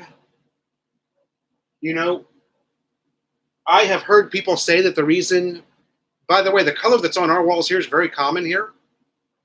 I've even seen pink and orange on the inside of houses. And I have heard, now I don't know that it's true, and I have not witnessed this myself, that the reason people paint their houses these color is to hide that black on the walls that you see that shows up. And I don't know what that is. I'm sorry. I've heard people say that it's mold, but we don't have it here. And I think if we had mold on the walls, I would be able to see that visibly. Maybe not. Face Care Saloon, hello. What do you, sorry. The chat keeps flashing. Here in Australia, it's around 2%. Wow, that's really, really low. What can you do when the local people and extended family get very aggressive with the money demand? Is it safe for foreigners? Get very aggressive with money demands. Um, Good question, Michael. I have no experience with that, so I don't really know. Maybe check with, do a couple of expat forums. Philippine Addicts is a really good expat forum where you can search something like that. Um, I think the most important thing is to make sure that you're upfront with your wife and or a Filipina girlfriend. You got to be firm, and you got to let her know that you're not going to turn into an ATM machine or a bank loan center once you come to the Philippines. You just can't let it happen. They filmed the show Orange County Housewives in Coto de Caza. Yeah, I actually worked with one of the Orange County Housewives, Brian. She worked at Cox Communications, one of the Orange County Housewives. Keep your money in the USA and don't tell them how much you have. Now that's what I do. My money's in the USA. It's not here in the Philippines. I transfer money as we need it. And I do have a peso bank account with BDO. I need to transfer more money. For some reason, I can't transfer money to that account. I don't know why. Probably I have to go stand in line for 2 hours at the bank to authorize it or something. Who knows?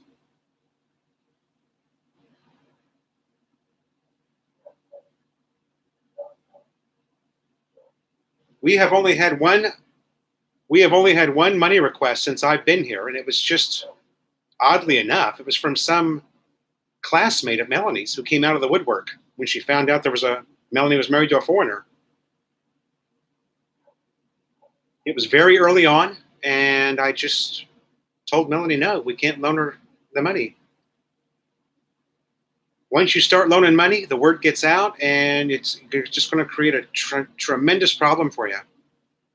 Tremendous problem.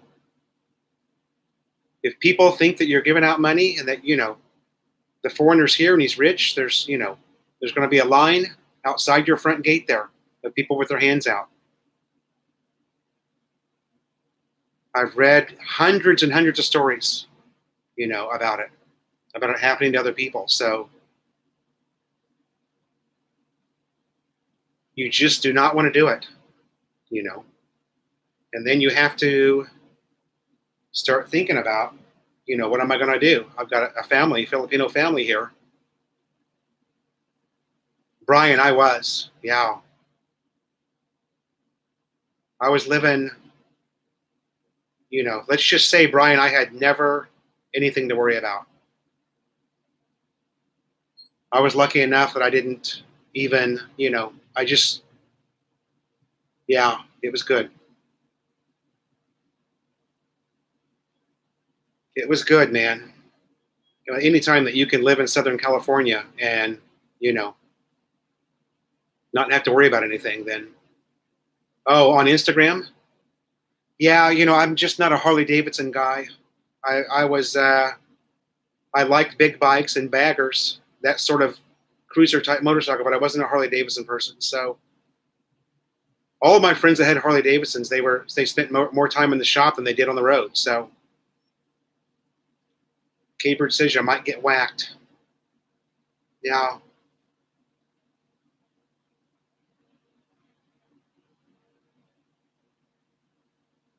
Yeah, what made life easy for me in Southern California, Brian, is my mortgage was nothing.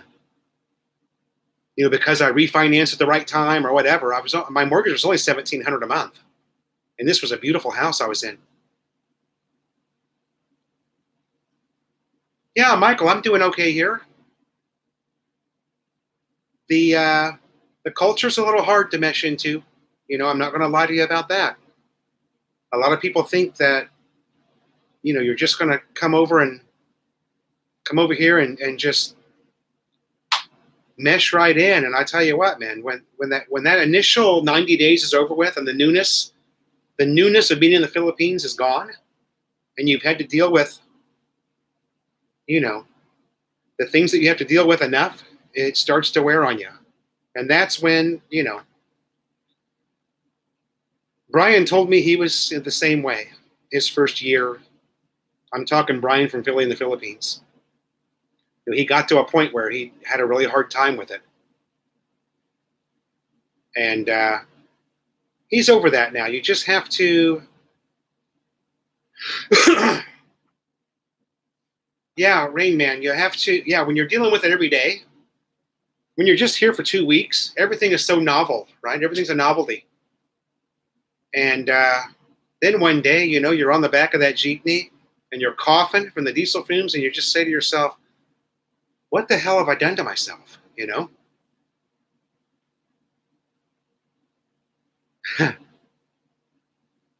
We have a lot in common. You're good people. Thanks, Brian. And I appreciate you guys. You can't be a vlogger without having support from people. People that enjoy what you do and make a decent comment about something you've done. It makes you feel good. It's what makes you pull that camera back out and do another walk around. K-Bird, Chris and Cebu vlogger has some good real life vlogs. Yeah, Chris and Cebu is good. I like Chris. I used to watch Chris a lot. God, you guys, anymore, I hardly watch anybody. I jumped into the Lutlet show this morning. Now, I was too late. She had already...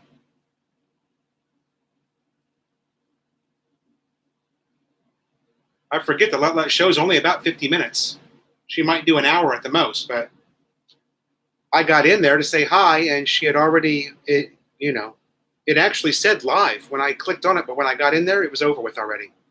So there must have been, I know there's some lag time on it. Vacations are always fun, but normal life is boring. Yeah. And, the grind that you have here in the Philippines. Simple things are so difficult to accomplish here, simple banking needs, and everything's so much harder to do here.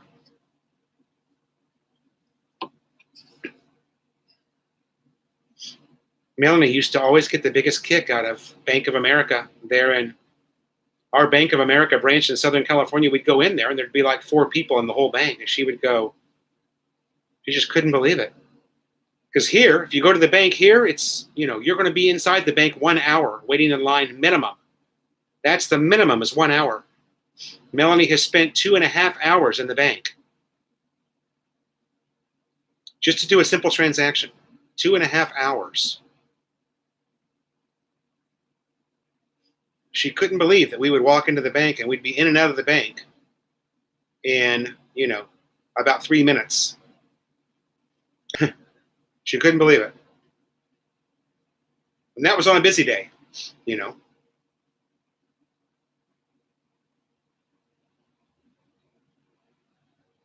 Vacations are fun.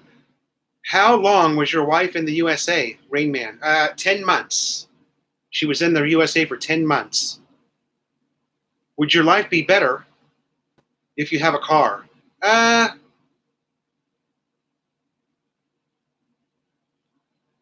Would my life be better if I had a car? I don't know. I think it would be more of a hassle, really.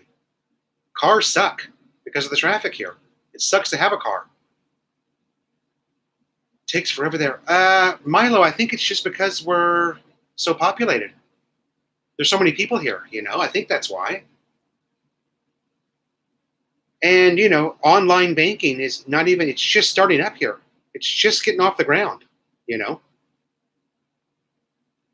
Online banking is, I can't pay any of my bills on BDO Bank yet. I can go online and see my account, but none of my bills I can pay. It's because it's just getting started. They're just getting it off the ground. K-Bird, 6 a.m. Okay, thanks, buddy, for coming by. K-Bird's going to head out.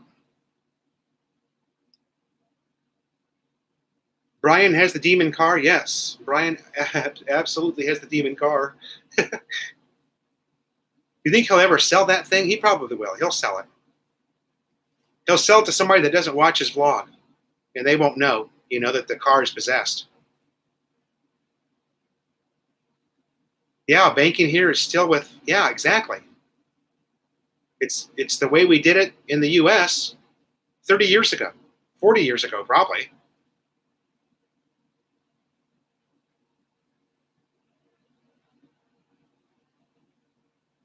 I was telling that story, Milo, if you're still there, that uh, my wife, Melanie, she just had to change the phone number on her account. And she had to go into the branch, and it took her 2.5 hours just to change the phone number on her account. That's all. Banking, okay. How do you transfer money from the U.S. to the PI? Yeah, Milo. There was no option online to do that. She has online banking. She had to go into the branch. They're just so far behind everybody else here in the Philippines. I transfer money, Mike, using Western Union.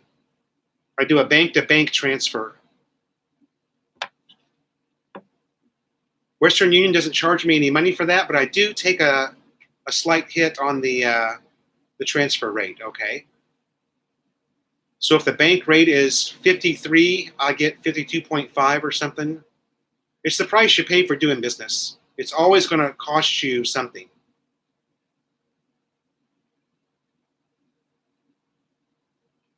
Transferring money is always going to cost you something. It's cool that we have the Morgan name. Yeah, that's welded on there, Brian.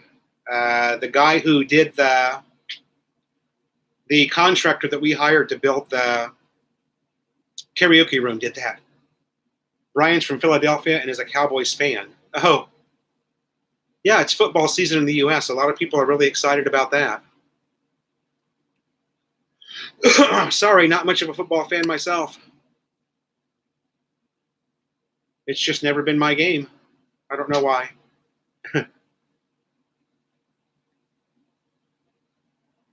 When Melanie came to the U.S., Melanie came to the U.S. on, I want to say February 3rd, 2017. The very next day was Super Bowl Sunday. So that was the very first thing that Melanie did. She went to a Super Bowl party. You can't get more American than that, right? That was her very first experience in the USA. The next day we went to a big Super Bowl party.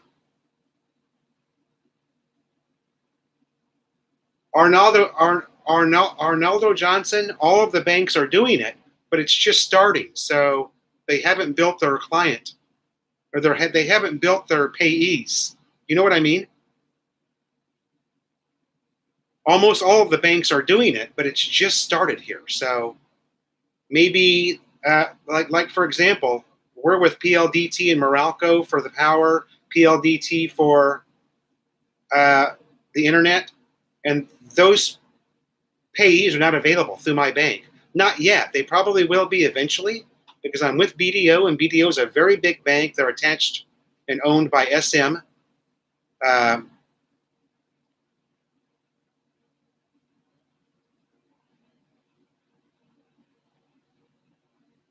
Melanie has BPI, which is also a very big bank here, and I'm with BDO. Both have online bill pay, but just not the correct. Maybe in 6 months, we will be able to pay our bills that way. I don't know. It's kind of weird because, I don't know, it's just so weird here. Or go through LBC. They also do bank to bank. It has a higher rate than WU. LBC.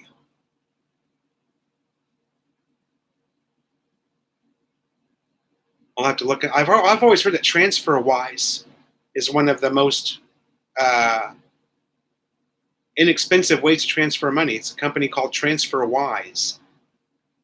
But once you have everything set up, it takes you so long to get everything set up that it's hard to, because I can go onto the Western Union website and click like 3 buttons, and boom, the whole process is done. And in 2 hours, Melanie sees the money. She can look at her phone and see the money there, like in 2 hours. So it's hard to start all over with somebody else. But I probably should, because I could probably, save myself maybe $5 on each transfer.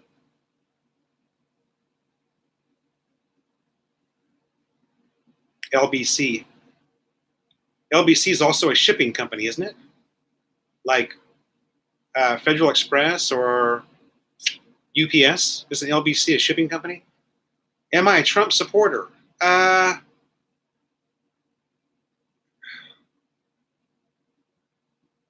I don't know.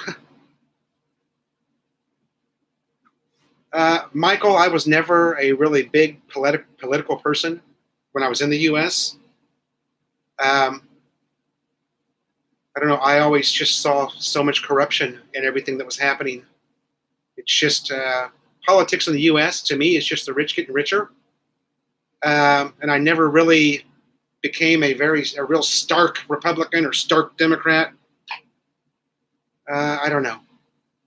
I've never had much to say about politics in the U.S. It just doesn't interest me.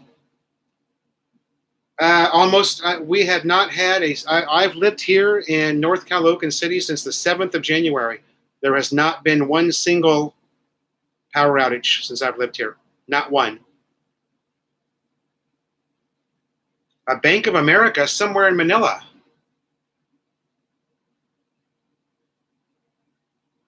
No, that would be interesting. I know there's several in Thailand, in Bangkok. I didn't know that we had one here in Manila.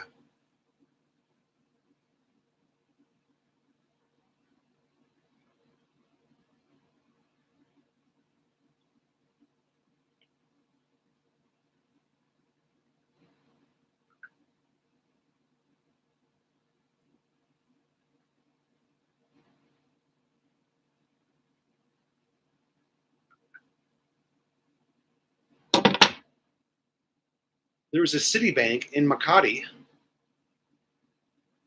Oh, a Citibank. Yeah.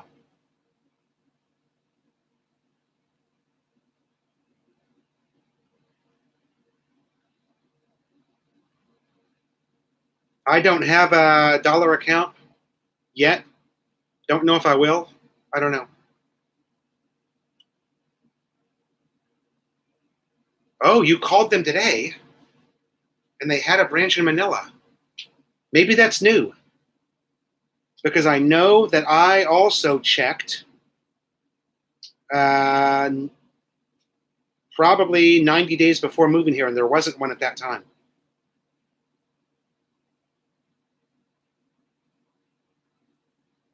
That's awesome. A Bank of America in Manila.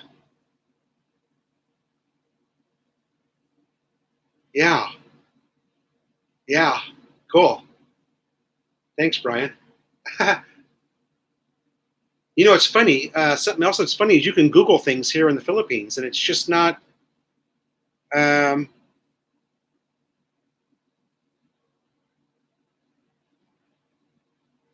it's not always accurate with the results that you get here.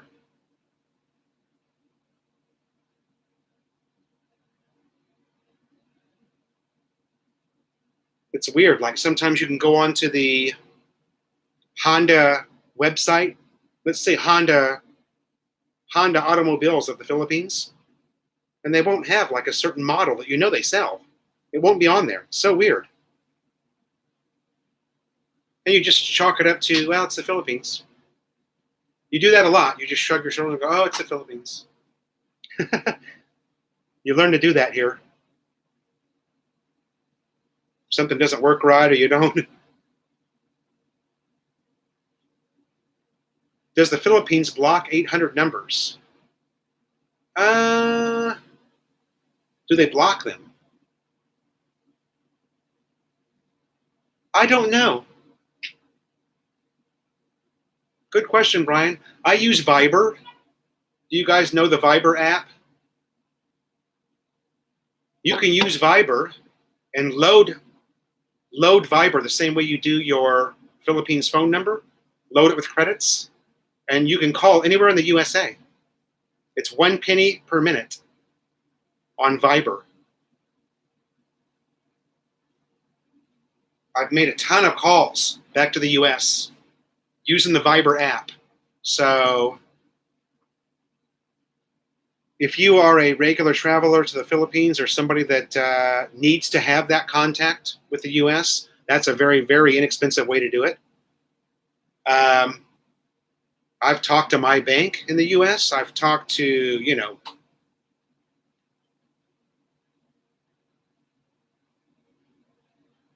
oh, you found Bank of America in Ayala.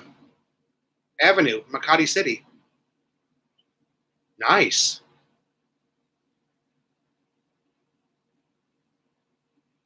I wonder if that's new. I wonder how long that's been there. Very nice. There you go, guys. Milo found it. Looks like there's 2 different branches in Makati. That's awesome.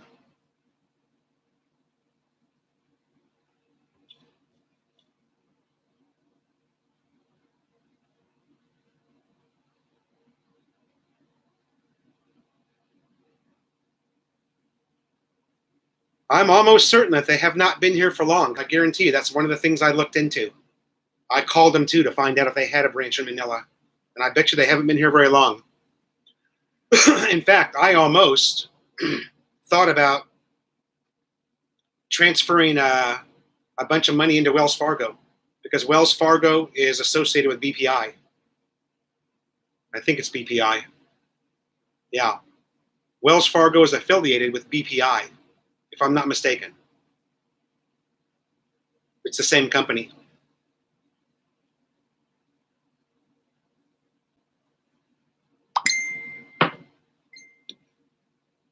There's my lovely wife again.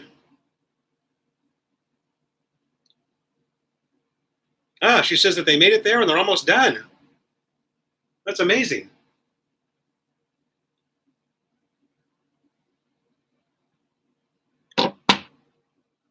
Milo is throwing the phone number up for B of A in Makati.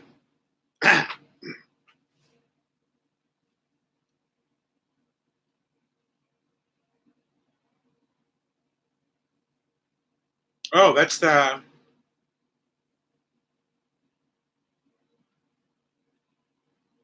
So if you're in the Philippines, that would be 02-815-5000.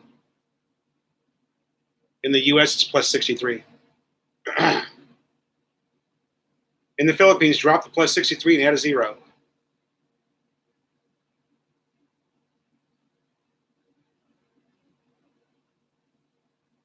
Oh, Melanie took a selfie. Her and Mama.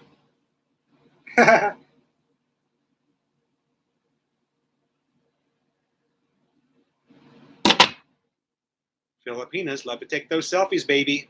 Charlie White, hello. Hello from the U.S., says Charlie White. Hello, sir. How are you? 2 hours now in the live chat and 13 people in the room. Melanie would get you a ton of subs. Yeah, I just need to exploit her a little bit more, I think.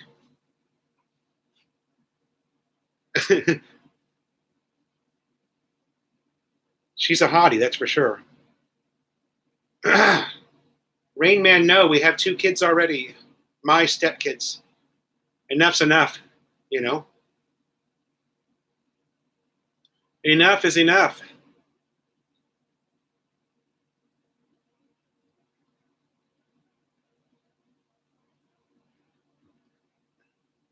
I have no control over the kids we have. I couldn't imagine having...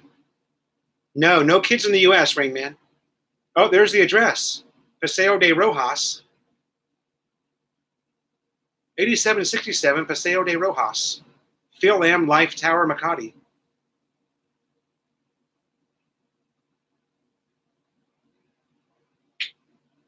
As soon as Brian put LUT on his vids, he gained a ton of new subs. Yeah, we do love our Filipinas. There's no doubt about that. That's funny, Brian.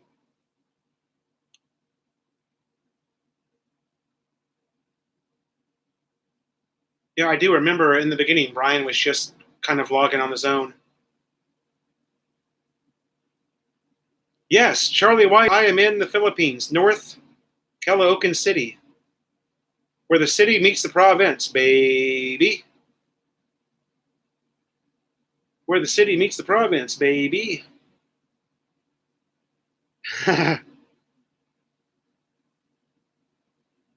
Yeah, Let's a cutie. Even in person, she's tiny, man. She's smaller than Melanie.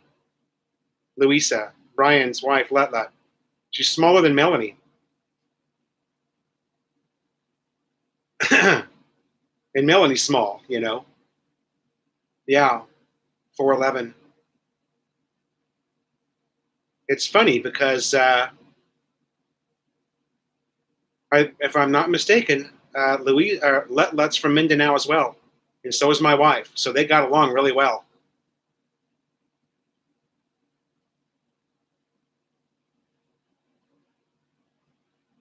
Yeah, I saw. I haven't seen Brian's. I saw the thumbnail that he got a ticket. That guy, man, he has the worst luck. And who was it that just asked me about if a car would make life easier? Shit.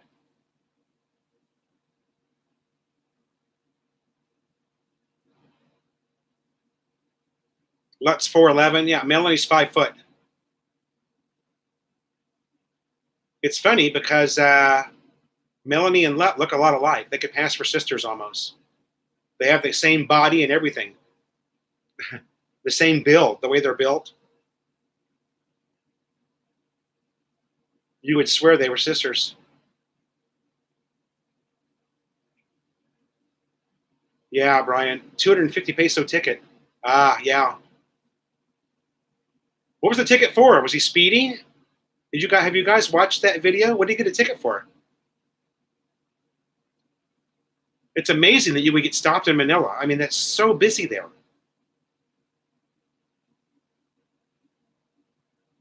He was driving in the bus lane. Ah, being in the bus lane. That's bullshit because you know what? There's also a motorcycle lane and everybody gets to drive in the motorcycle lane. That's such crap. But yeah, 250 pesos is pretty cheap. Most of the tickets that you get on a scooter are 100 pesos. And that's even the common ticket that you would get. The common ticket that people get here is DDG. Hello. The common ticket you would get here is no helmet, no registration. Those are 100 peso tickets typically.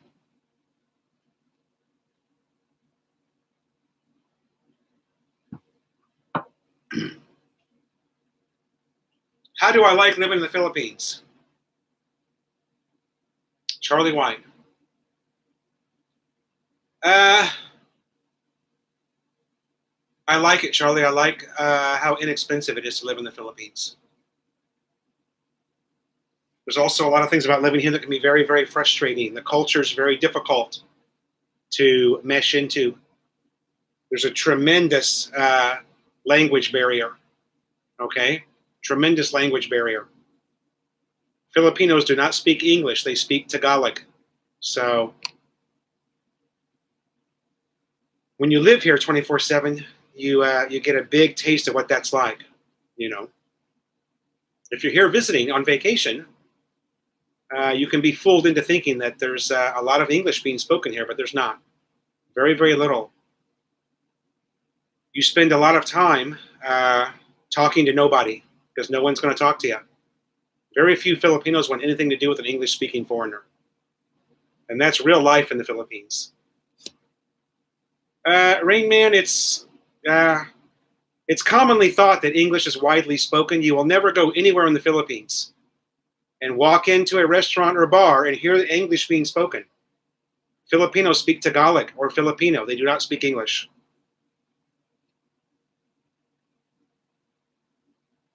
They understand some English and speak some English, but it's not widely spoken by any means. That's one of the biggest myths around living in the Philippines. My entire family speaks Tagalog, not English. So it might be an official language, but there ain't nobody speaking English here. They speak enough English to sell you, your jolly dog and fries. You will never have a sit-down actual conversation with a Filipino person. Never going to happen. Trust me. Trust me, I'm living the life already. I'm in a giant Filipino family and nobody speaks English in the entire family. Not one person.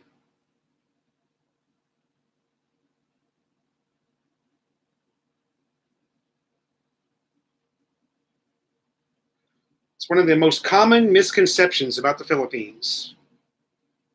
You're going to come here, and if you don't learn Tagalog, you're going to be in big, big trouble.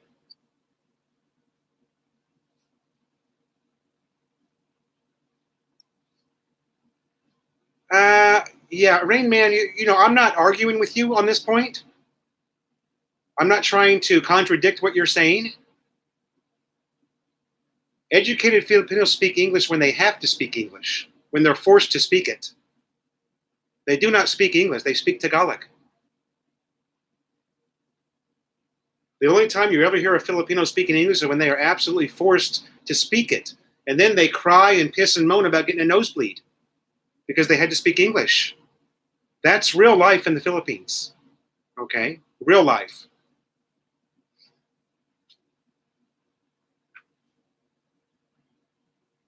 My stepdaughter speaks fairly fluent English. Fairly fluent. And yeah, Rain Man's making a good point there, but I'm talking about being a foreigner like me and walking through life day to day here in the Philippines. You're not going to have anybody to talk to. No one. Most Filipinos are much too shy to even attempt to speak English to a foreigner. Much too shy. They just don't want to deal with it,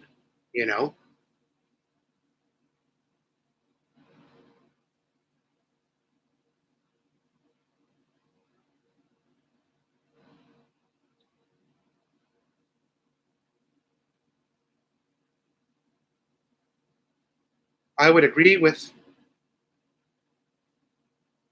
the uneducated have nosebleeds. Well, I don't know. I mean, I don't know anybody that doesn't get a nosebleed. The bank manager at BDO, although her English was very good, she just complained the whole time she had to deal with me. She complained that she had to speak English. And she was not happy that she had to deal with a foreigner that spoke English. And her English was fine.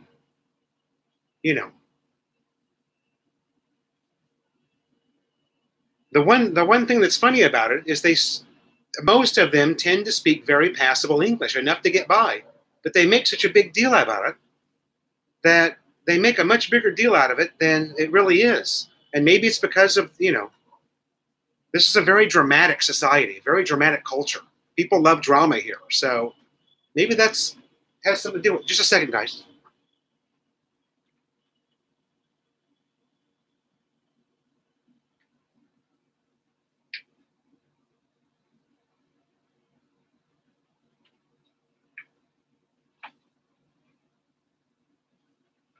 Sorry, I thought there was somebody out there.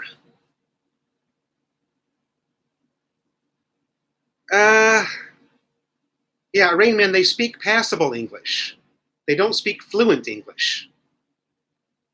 And you got to remember, I don't know if you're Filipino or I'm American.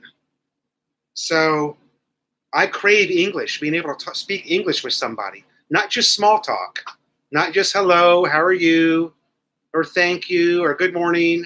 I mean a real, actual conversation. The way I'm having with you right now. That's not going to happen here in the Philippines. It's not going to happen.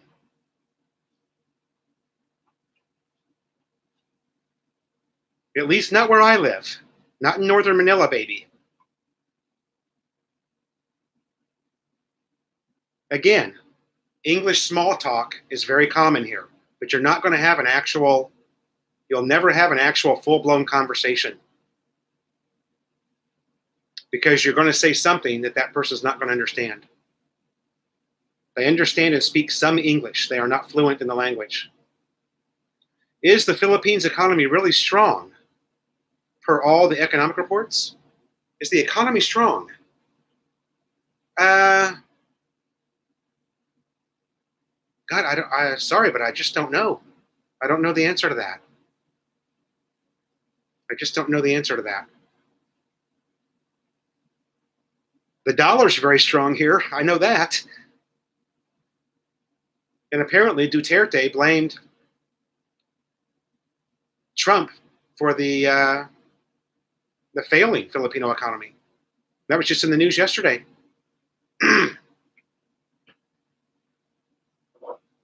Rain Man, are you here in the Philippines or are you in the U.S.?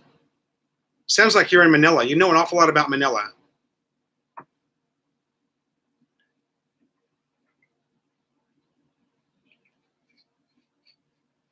Oh, you're in Chicago. I see. Okay. Well, I'll tell you this, Rain Man, my day-to-day life here, it's very, very difficult to find anybody that wants anything to do with you. I've been shaken off by people. I've gone up to somebody, even in a mall, and asked a question in English, and they just shake their head at me and look the other way. You know,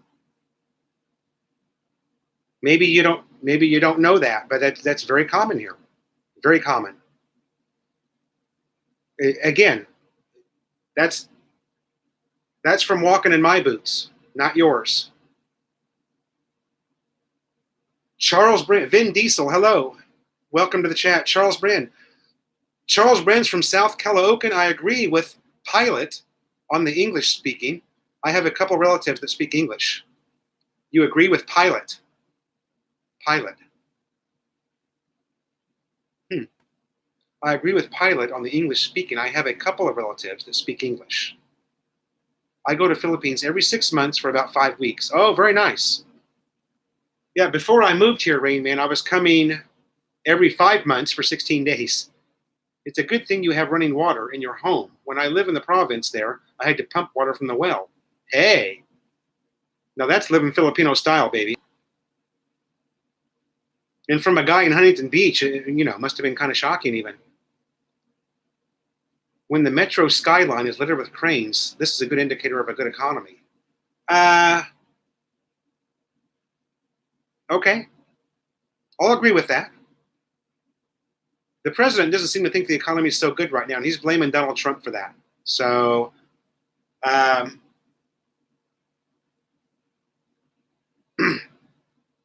there's a few stories there that I haven't read yet about why he said that. Trump and Duterte are supposed to be good friends, but Slim Jim, welcome to the chat, buddy. Vin Diesel, hello, sir. You are my brother. Ha ha. Ja ja. That's Thai, I think, for ha ha. The main business districts in Manila have lots of English speakers. I don't doubt that. The main business districts. I live in North Caloocan City, so I live in the real Philippines, not. Do you ever get homesick? No, I don't. I miss speaking English. I miss having people to talk to. That's what Rain Man and I are having a chat about English speaking right now. So I miss having someone to talk to, or having someone that will talk to me. I've got one family member that's one of the cousins, and he is the only one that will talk to me. He's the only one who's not shy to speak English, and will talk to me. I spend probably 90% of my day having no idea what's going on around me. It's just the way it is, It's important for me to tell you guys the truth. Apparently, if you go live in the business district, you would be golden. There's English spoken everywhere there. I don't know. I've visited the business district myself, and I don't know. I don't work there, so I wouldn't know. And I would think that if you're out in the province, that it's going to be even worse for you if you're a foreigner. I do know some other. Rain Man, yes, my wife talks to me in English, but she does not talk to her family in English.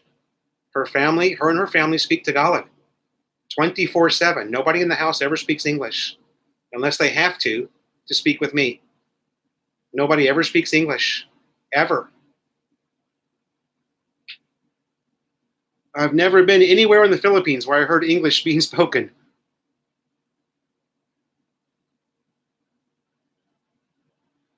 It's time for Adelitas. Yeah. Time for another bottle of Imperador. Yeah, Rain Man. Yeah, I know. You learn very quickly. You don't tell your Filipino family to do anything. You're just a foreigner here. That's all you'll ever be. Again, a little reality for those of you who are wanting to follow in my shoes.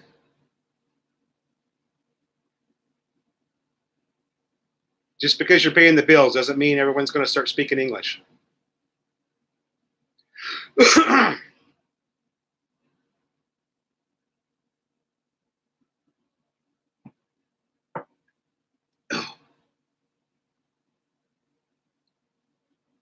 Milo says in Northern Samar, every Wednesday we met with all the foreigners living in the area. Lots of American retirees there. Milo, oddly enough, I've been here since the 7th of January and seen 2 other foreigners in my area. I'm pretty much the only one who lives here. So that's why I go to places like Subic and Angeles City every 90 days or so, just so I can go hang out with my people, and I can hear my language being spoken. It's great to sit down and have an actual conversation with somebody, in English. Mike Foodie suggests I should make 1 day a week in all English, speaking day in the house. Well, maybe we'll work on one meal. Maybe one meal a day. Melanie knows the frustration that I'm going through. That's why she allows me to go hang out with my people every now and then, It's just something you've got to do because it drives you crazy, you guys. It drives you absolutely crazy. After a while, One question, Vin Diesel says, one question, are you in PC? If you are in PC, better set on computer, please press the Alt and F4 button at the same time. Play the video. I'm not on a PC. Is the video bad?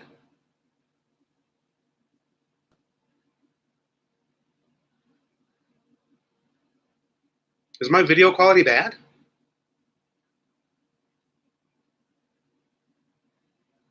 Yeah, Brian, that's probably, I don't know how I got started live chatting, but you're probably right, man. I just do it so I can talk to somebody. Even though there's nobody talking to me, I have to read what's being said. But yeah, you're probably right. It gives me a chance to speak English.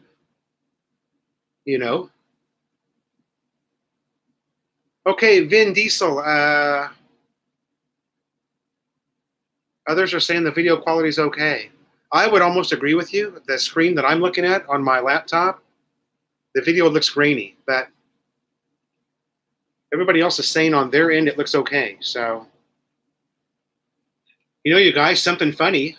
I had a comment on the last live chat, and the guy said, why don't I improve the set that I'm on?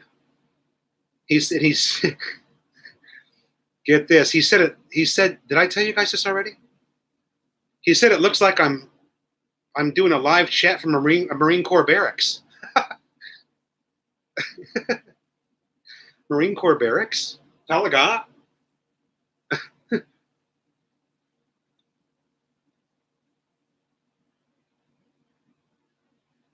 You can do a Skype chat for a call-in or a Google Hangout. Yeah, I don't know about any of that stuff. I'm just going live on YouTube.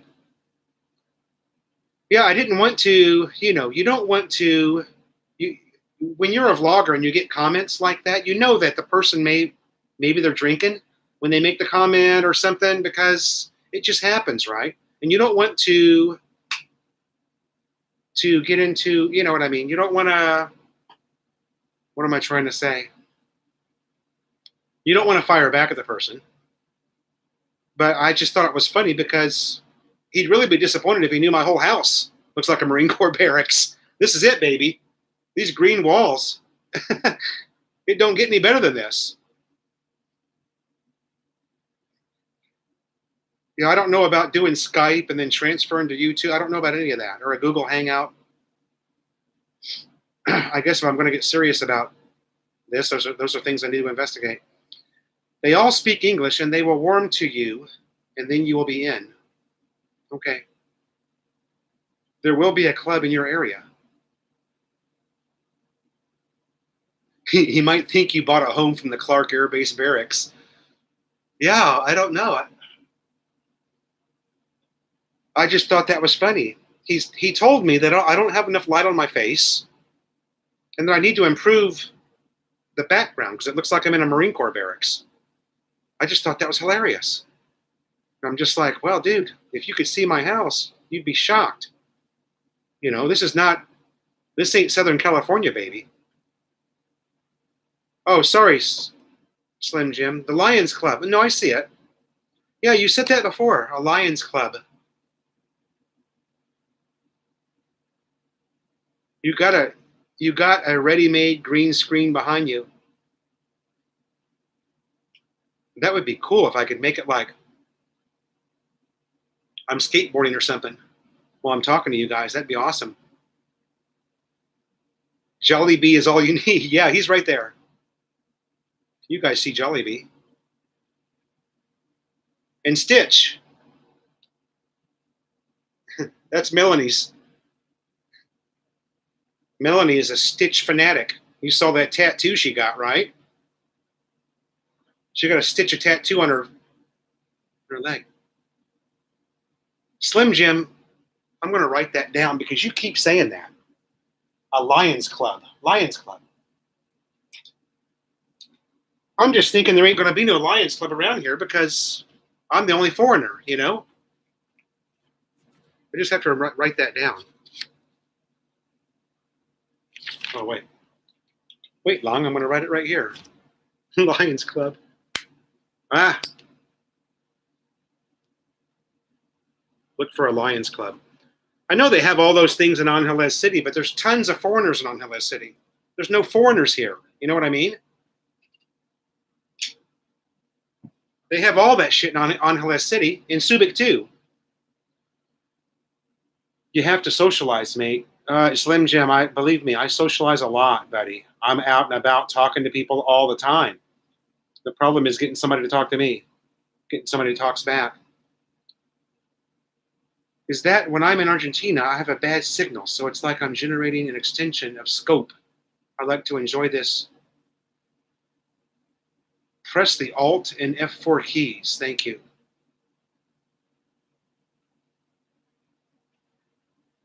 I'm on an Apple MacBook. I don't have Alt and F4. The H effect. Hey, thanks for joining, buddy. Wow, look at that. We got 19 people at 2 hours and 28 minutes.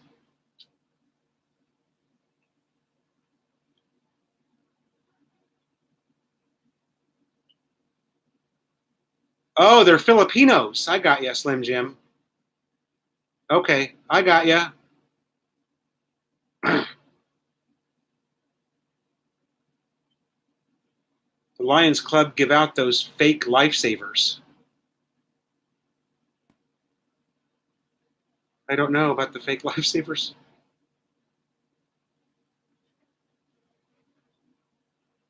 Yeah, it's just, it's, you know, it's just one of those things when you're living in an area where there's not a lot of foreigners, this is what you deal with. It's, and again, I can go down to the, I've got some videos. I'll show you guys. I've got a video where my son and I walk over with Maddie to the Palenque, and I can get it done in Tagalog. A lot of the stuff that I can buy, I can speak enough Tagalog. I speak enough about as much Tagalog as Filipinos speak English. There's a VFW in Manila. Yeah, but shit, Brian. You know how long it takes me to get to Manila?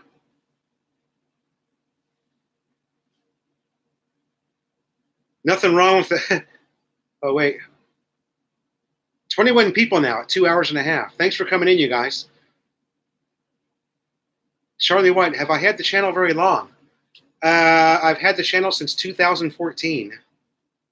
Although it started very, very, very small because I was just a visitor, right? Now I'm living here full time, so. Slim Jim, Rain Man, that is a huge fundraiser. Oh.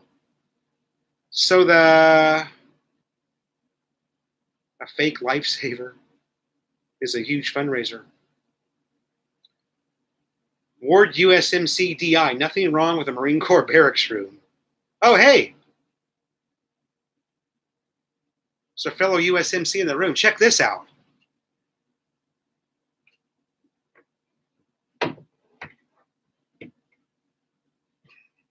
You'll appreciate that.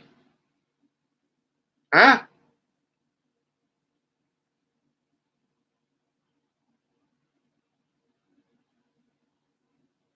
How's that?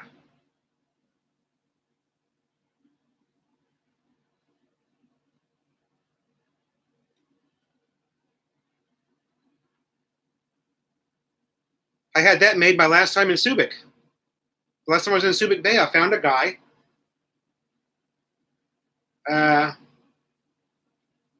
Did a great video on it too. If you want to check out the video, one of my better videos actually. Melody and I had an awesome time in Subic when we were there.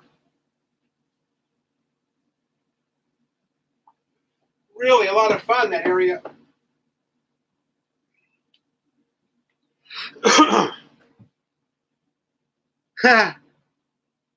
Yeah, that's the guy on Beloit Beach Road. His name's Jerry.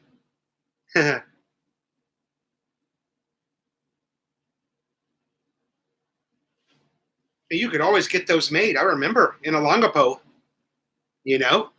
Yeah, he's right at the entrance of Beloit Beach. I did a great video on it, man. Check out the video. We had so much fun, Melanie and I, when we were in Subic. We were there, God, probably 2 or 3 nights. We just partied. Oh, did you? Rain Man, weren't you the one that contacted me to get the address to his house or something? I thought.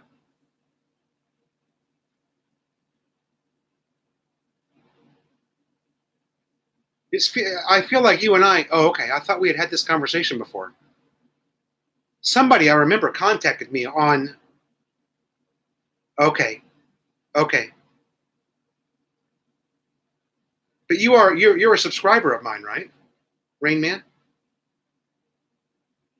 Must have been somebody else. I remember somebody else. Shortly after I put that video up, somebody contacted me to find out exactly where. Oh, okay. You didn't see it. Okay. Yeah, he's a great guy. Ah. Oh, you guys are both on, doing double duty.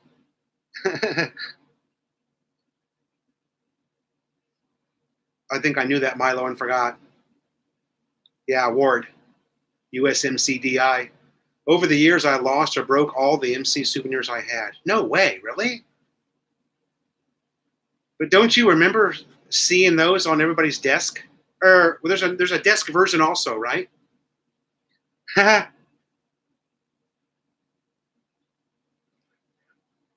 Subic is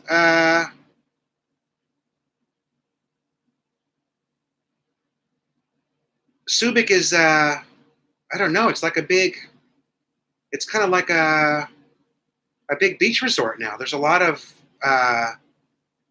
hotels, and although you should never swim in Subic Bay, it's grossly polluted. A lot of people don't know that, but the bacteria levels in Subic Bay are dangerous. You should never swim in that water. Please do not show the image and try it at least. I can know if it's my bad internet. I usually stay at iCove Hotel when I'm in Barrio Barreto. Ah, yeah, we stayed at the Pub Hotel, which is basically right across the street from there. Cannot wait for the new Central Park Hotel to finish. Yeah, it's I can see Central Park doing okay in Angeles. I'm not so sure how it's going to do in Barrio Barreto. You know, I'm talking about the prices. There's not a lot going on in Barrio Barreto, and to have a Central Park hotel there, something that's going to be close to 100 USD a night or more, be interesting to see what happens. I hope they do well.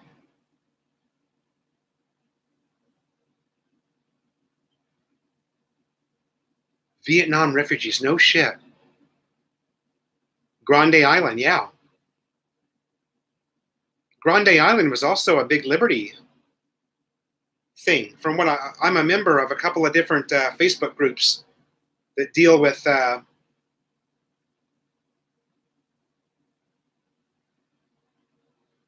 Grande Island was a place that you could jump on a boat and they'd take you out to for the day. And wasn't the beer and everything really cheap there? Didn't they even have girls?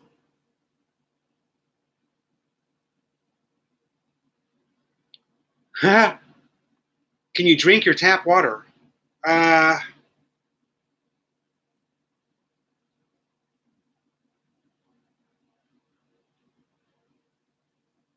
My wife and kids now have told me that they were drinking the tap water when I was in Angeles because we switched. Oh man, I got a bad scratch on my back. We switched from prime water to Manila water. And apparently you can drink Manila water. I can't imagine drinking it, but they say you can. I hope the pricing is competitive. Yeah,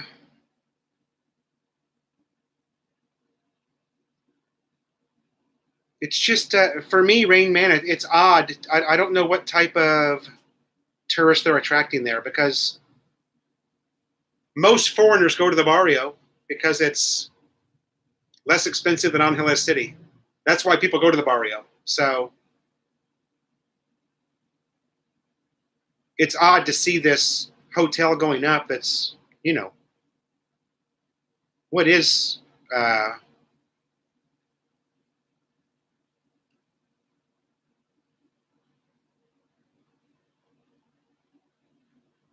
Central Park Towers, at least 4 stars, if I'm not mistaken. I don't think it's 5 stars, but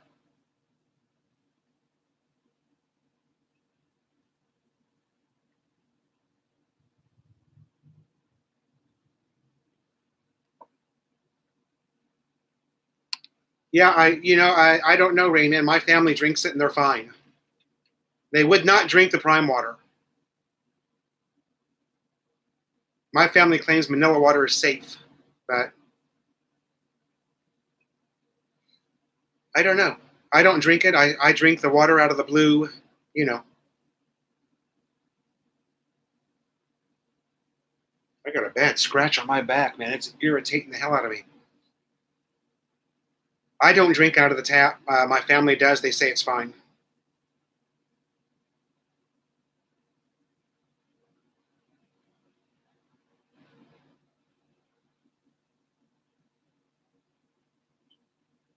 A lot of refugees were also in. A lot of refugees were also in Palawan. Ah, yeah.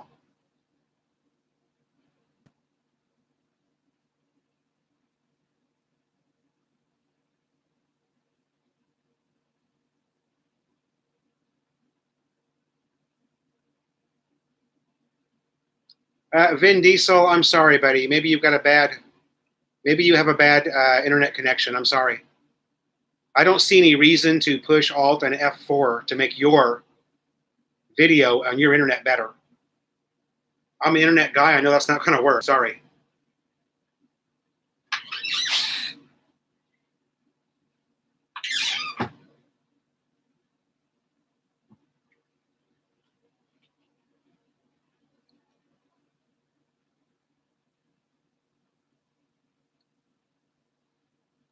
Yeah. Rain Man says I stayed at Central Park Tower. Central Park Tower. Yeah.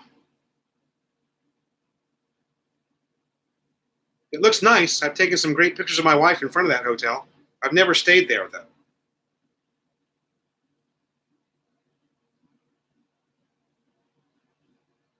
I think that's the one that's owned by Lewis Grand, isn't it? Isn't Central Park Tower and Lewis Grand the same company? Thanks, Brian, for coming. Great to see you again, brother. My Southern California brother, Brian Hatcher. Thanks for coming by, brother. Okay.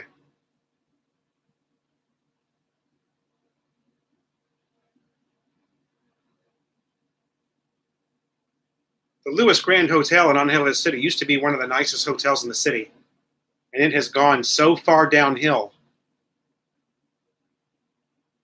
Ward USMCDI says Manila water has a lot of chlorine in it, but you set overnight, the taste goes away. Yeah.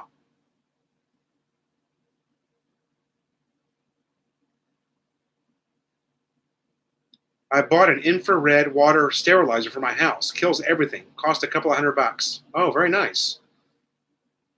I usually don't push any button on my keyboard unless I know what it is. I can speak English.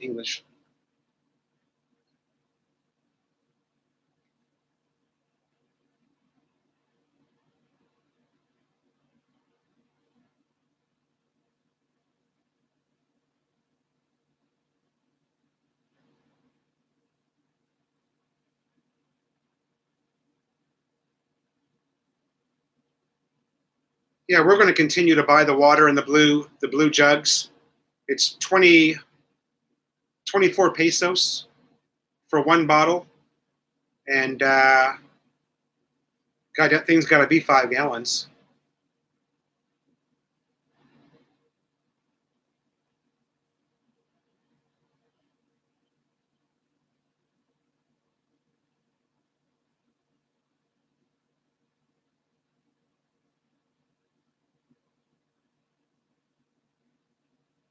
Oh, really?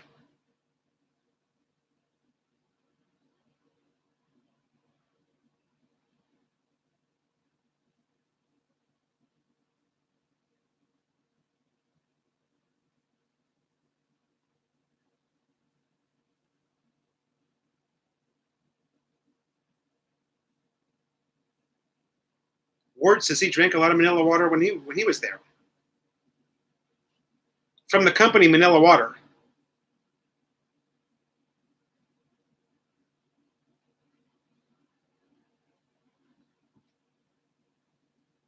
Oh, Mike Foodie, there are that's a whole business, sterilizing the water to make it drinkable. Maybe I should do a video on that because there's one that's not too far away. Dennis Brock, hello. Maybe I should do a video on that, on how they basically run the water through a filtration system, and then they transfer the water into the blue jugs, and they wrap the blue jugs in plastic, and they put you have to actually cut it's like a shrink wrap off of the spout, you know? Yeah, reverse osmosis.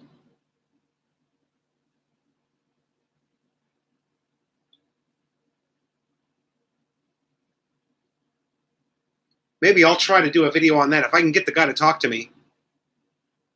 Because I ride past one of these places. I ride past one of these places, maybe twice a week. If I can walk in there and get the guy to talk to me.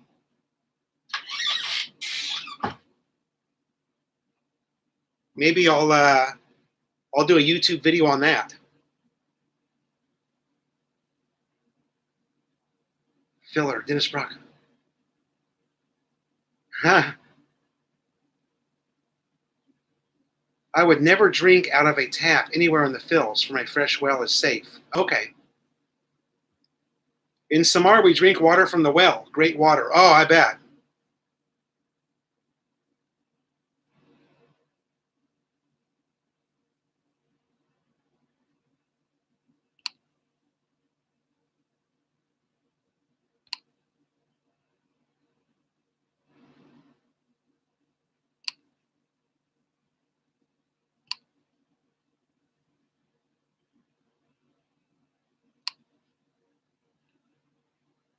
What's the Alt F4 thing all about? I mean, that's kind of weird, isn't it? What's wrong with that guy? Is he out of his mind? Why is he begging me to press Alt F4. Is that weird? Does anybody else think that's weird, or is it just me? Normally I get Nazis in my room, you know? Nazis that want me to stop mixing races. Today it's something about Alt F4. I don't know. What is that, man?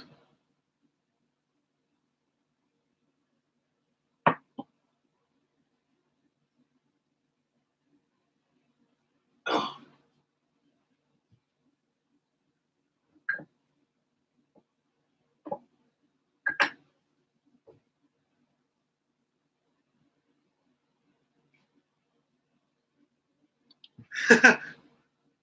I'd rather have the Nazis. No water station. Oh, wait. Sorry. Rain Man. Boy, Rain Man, you're active. It's good. Why do you want him to exit his own video? Yeah, exactly. Oh, Mindoro. I love Mindoro, my favorite island in the Philippines. The water stations have to be diligent in changing their filters, or else the water is not filtered after a while. I can see them taking shortcuts. Well, yeah, it's the Philippines, baby.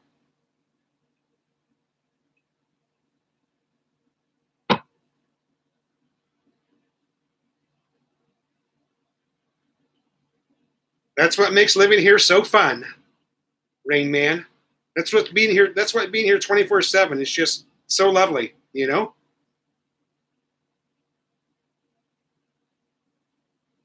Because you're dealing with stuff like that. You know, it's exactly my point. Got to watch them. Might use drink out river. Use water out of the river. Well, I'll tell you this. Someone is trolling you with Alt F4. Yeah. He's gone. I got rid of him.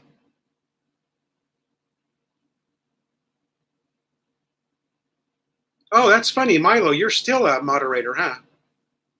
Wait. I've got to catch up with the chat, baby.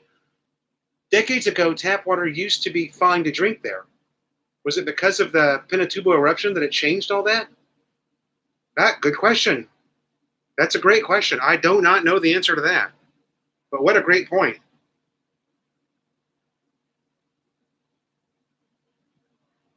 I don't know if I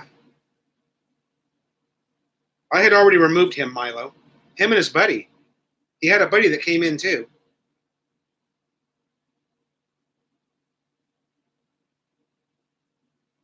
Maybe they just wanted to see if I was dumb enough to do it and shut down my chat, you know? Maybe that would have been, I guess that would have been funny, right? If I did it.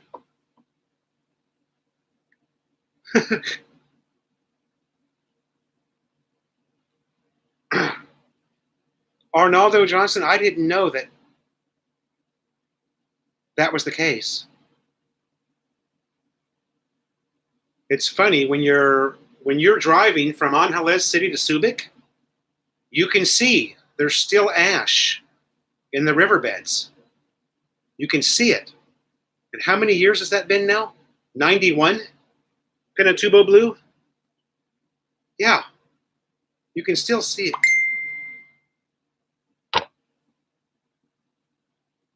There's my lovely wife. Just a second.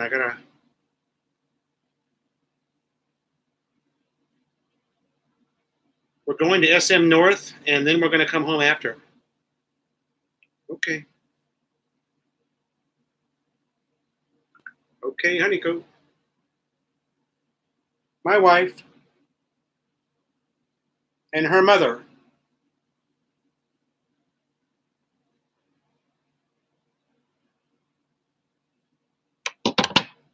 Maybe she'll bring me some pasalubong. Oh, diba? That's one good thing about getting stuck at home. You get pasalubong. Decades ago, tap water. Arnaldo Johnson, I think that's a great question. Pinatubo had a huge impact on a lot of things here. Rain Man, yeah, maybe I don't know what that guy was doing. I'm sorry, I'm just catching up here, you guys. Somebody was trolling. Got it. Do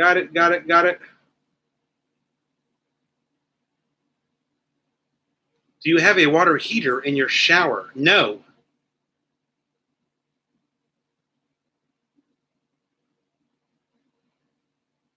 Thanks, Milo. Do I have a water heater? No, we do not have a water heater in the shower here. We are taking cold showers. But you got to remember, it's different here. The water that comes out of the tap is not that cold.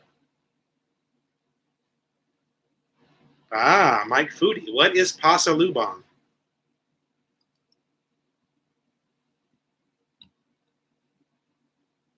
Pasa Lubong is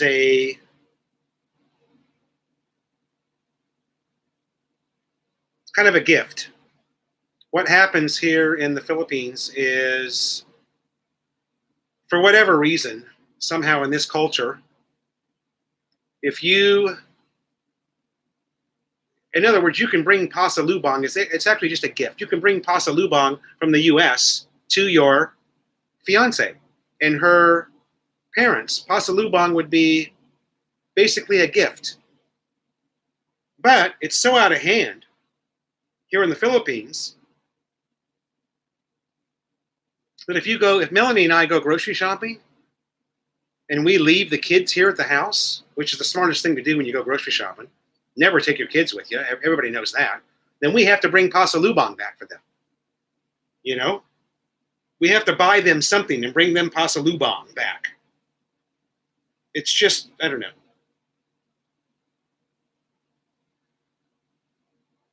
You've just reminded me that's going to be a great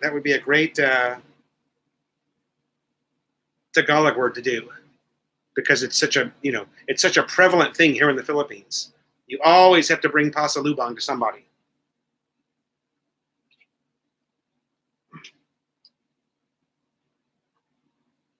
And I'm a Westerner, so to me it's a little odd. I mean, it's not like we're punishing them because we left them at home. Why do we have to buy them a present? Maybe because you lived on Clark Base and you could drink. That's a good point, Rain Man. Most Americans might have had the water filtered to a USA standard. Lahar. Slim Jim says he was trying to trick me. I know that. I let it go on way too long, Is it raining up there? Down here, it's raining hard. Oh, really? Dennis, that means it's probably coming my way. Has not started raining yet, but the weather always travels north here, so.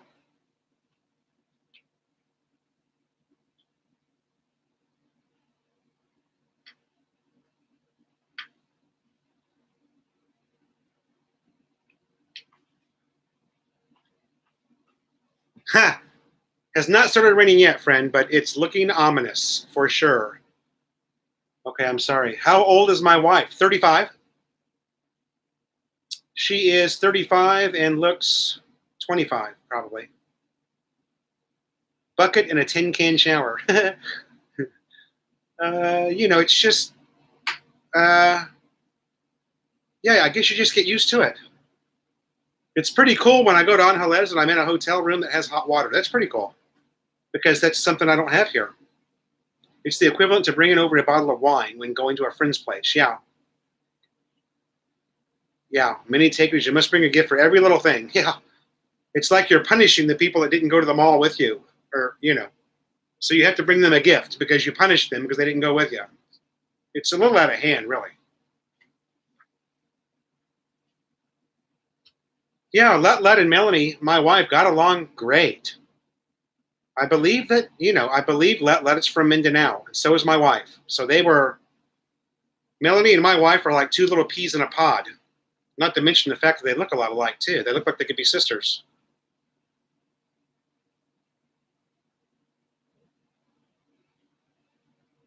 Yeah, I did too, Ward, when I was in Southern California, baby. I mean, it's a guaranteed thing in the U.S., right? On-demand hot water.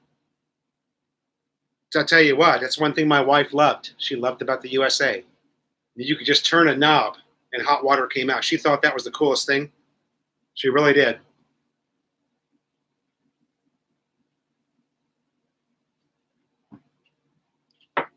She really loved that. She thought the garbage disposer was pretty cool, too. She couldn't believe it. You could just... Oh, in Samar, you mean? Ah, nice. Yeah, I know, Rain Man. I know how easy it is to do that. I know there's tons and tons of Filipino families that have it, but it just doesn't seem to be at the top of our list. We're very simple people. We don't really care that the water's not hot.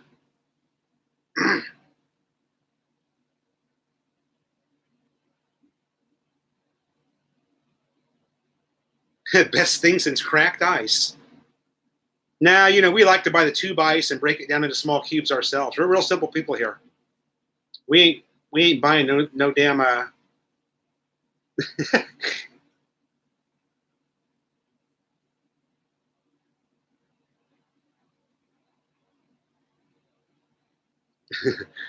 Milo and her husband. That's so funny that you guys are on. Are you guys both on computers, or is one on the phone and the other one? I see one. I know where Milo's at. She's upstairs where she's always live, or in that room where she's always live. Brisk showers are good to wake you up. Yeah, but the Rain Man, the water's really not that cold. Sometimes the water's cold. When we had we have Manila Water now. That's the company. Before we had Prime Water, and there were days that the Prime Water iPad. Oh yeah, he's always on the iPad. I forgot. um, there were days when the Prime Water came out almost hot out of the tap. So you would get every now and then, 3 days out of the week, you'd get a hot shower because the water just came out that way. It was so weird for the water to come out of the tap that warm. But Prime Water in general was very warm when it came out of the tap. But it was not good water. Everybody in the neighborhood here just converted to Manila Water from Prime because everybody says, you want to know why everybody converted, you guys, to Manila Water? Because they say you can drink Manila Water. That's why they converted.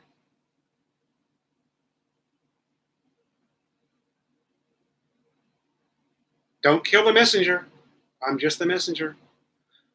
The HFX says we don't have hot water at our house either. When we are there, we just go to a hotel once every few weeks to enjoy hot water and cable TV. Ah, HFX, you must be in the province or something. Huh? The weather in the Philippines is humid, that a tap cool shower is a good thing. Yeah. There's, God, I can't believe I've been on for 3 hours. The time just flies when you do this.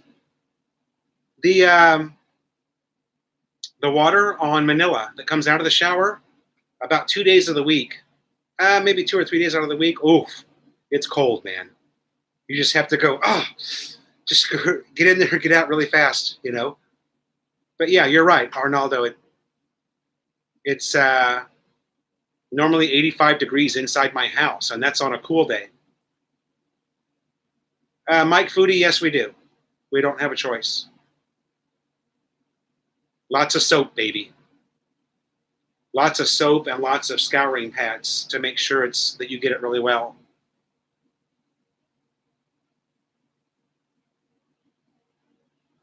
Yes, we have aircon in the bedrooms only of the house. The main part of the house does not have AC. We only have AC in the bedrooms. This is one of the bedrooms, so I've got the aircon going right now. Yeah, Milo, you would know. You've done some long ones. I mean, 3 hours. That's rookie to you, huh? You've gone twice that time, I think.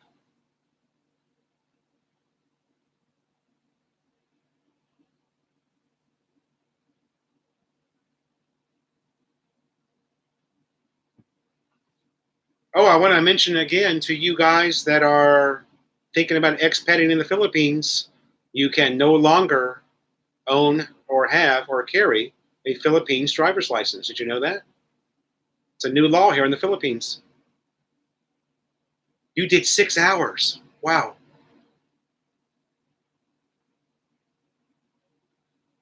The law in the Philippines states you must have a 1-year visa to apply for a Philippines driver's license. Okay? A 1-year visa.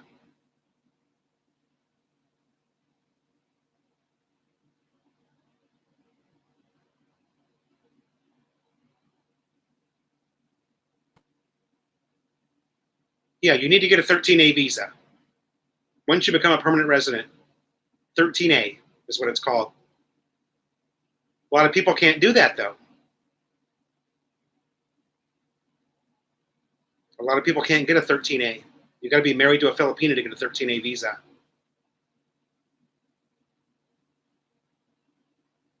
Monica, how much water have I got stored in the bottles, etc.? We just buy it as we need it.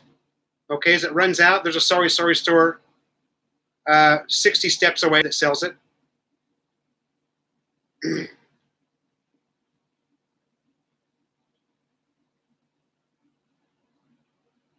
It is, Milo, for 90 days. You can drive here for 90 days and probably longer because, I mean, if you were pulled over, who's going to know? They're not going to know how long you've been in the country. You know what I mean? You're not required to have you're not required to carry your passport here in the Philippines. You only should have a copy of it. And you only need to have a copy of that front page. But yeah, you're allowed to drive here legally for 90 days. But like I said, you could probably go much longer than that. Okay? Because the PNP, if they stop you, they're not going to know how long you've been in the country. It's not like they have amazing internet service right there in their squad car. They can, run your information and find out who you are and how long you've been in the country. They can't do that here. The police are probably lucky to carry guns. They're so far behind here. Arnaldo says he was in Angeles City for a month, and the cold shower is so awesome. Took me 2 weeks to get acclimated. I was there for a month visiting. Oh, very nice. It's a great little city. There's a lot of stuff to do around there. I love Clark Air Base. I love everything around. I'm a big fan of Angeles City. Always liked it. It's fun.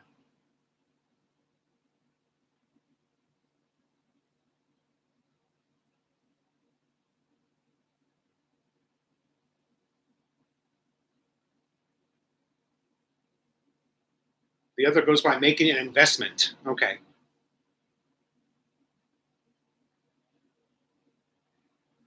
Yeah. It's like I said, you could probably go a long time here without ever. I mean, I know Filipinos who have lived here their whole lives. They don't have a license. They just take a chance. They don't care. It's different here. People don't care.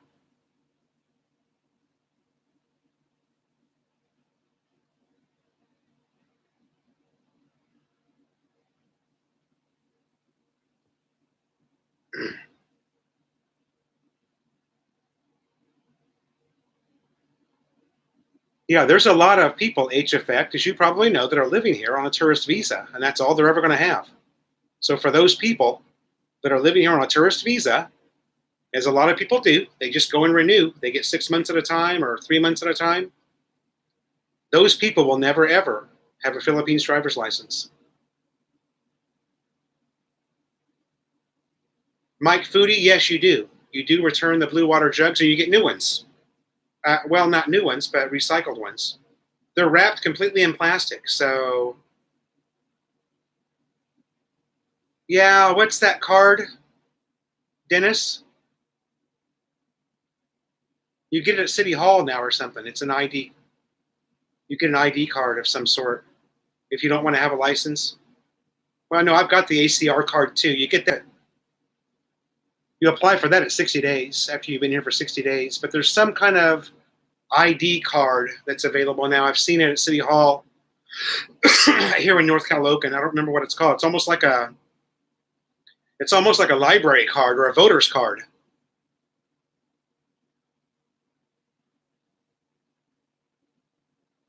And a lot of people are standing in line to get that card because they either don't drive, can't drive, don't want to learn how to drive. Yeah, a voter ID, that's it. Barangay card or a voter ID. It's called something else, though. They're calling it something, postal ID. Yeah, that's it, HFX. That's the word I was trying to come up with. It's a postal ID card. Kind of looks like a driver's license. It's got where we live, they just filter well water and deliver it. Oh, very nice. Yeah, I've got you guys who have been here know. Okay, Rain Man. Rain Man said it before. Postal card, postal ID. Yeah. We'll give credit where credit's due. You both said it, so you both win. You both win absolutely nothing. But thank you for saying it.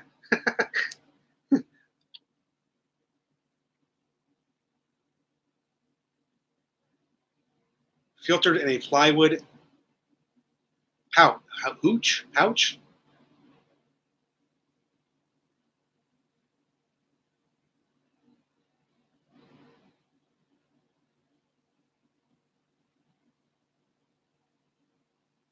Hooch.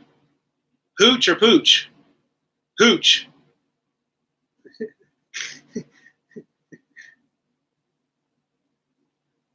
You know, where I'm from in Southern California, people were smoking something called hooch. Straw hat. Straw hut.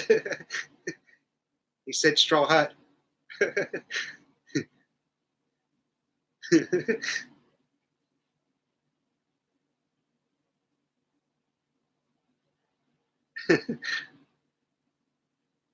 Nipa hut. Hey, I know what that is. There ain't no Nipa huts around here. Thanks, Mike. Thanks for coming by. I think I'm just about worn out myself. I'm losing my voice. But thanks for coming by. It's always great to talk good food with Mike Foodie, our resident chef, our resident Canadian chef, who always comes to chat with us. Great guy.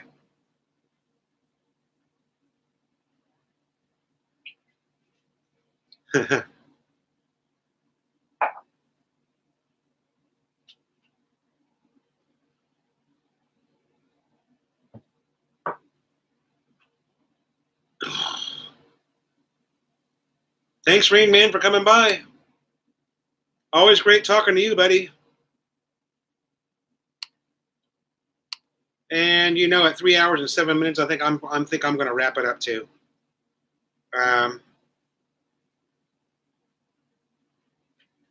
Thanks so much to everybody who came in. Another great live stream. Talked about a lot of things. Yeah. Nipa huts are, that's true, HFET.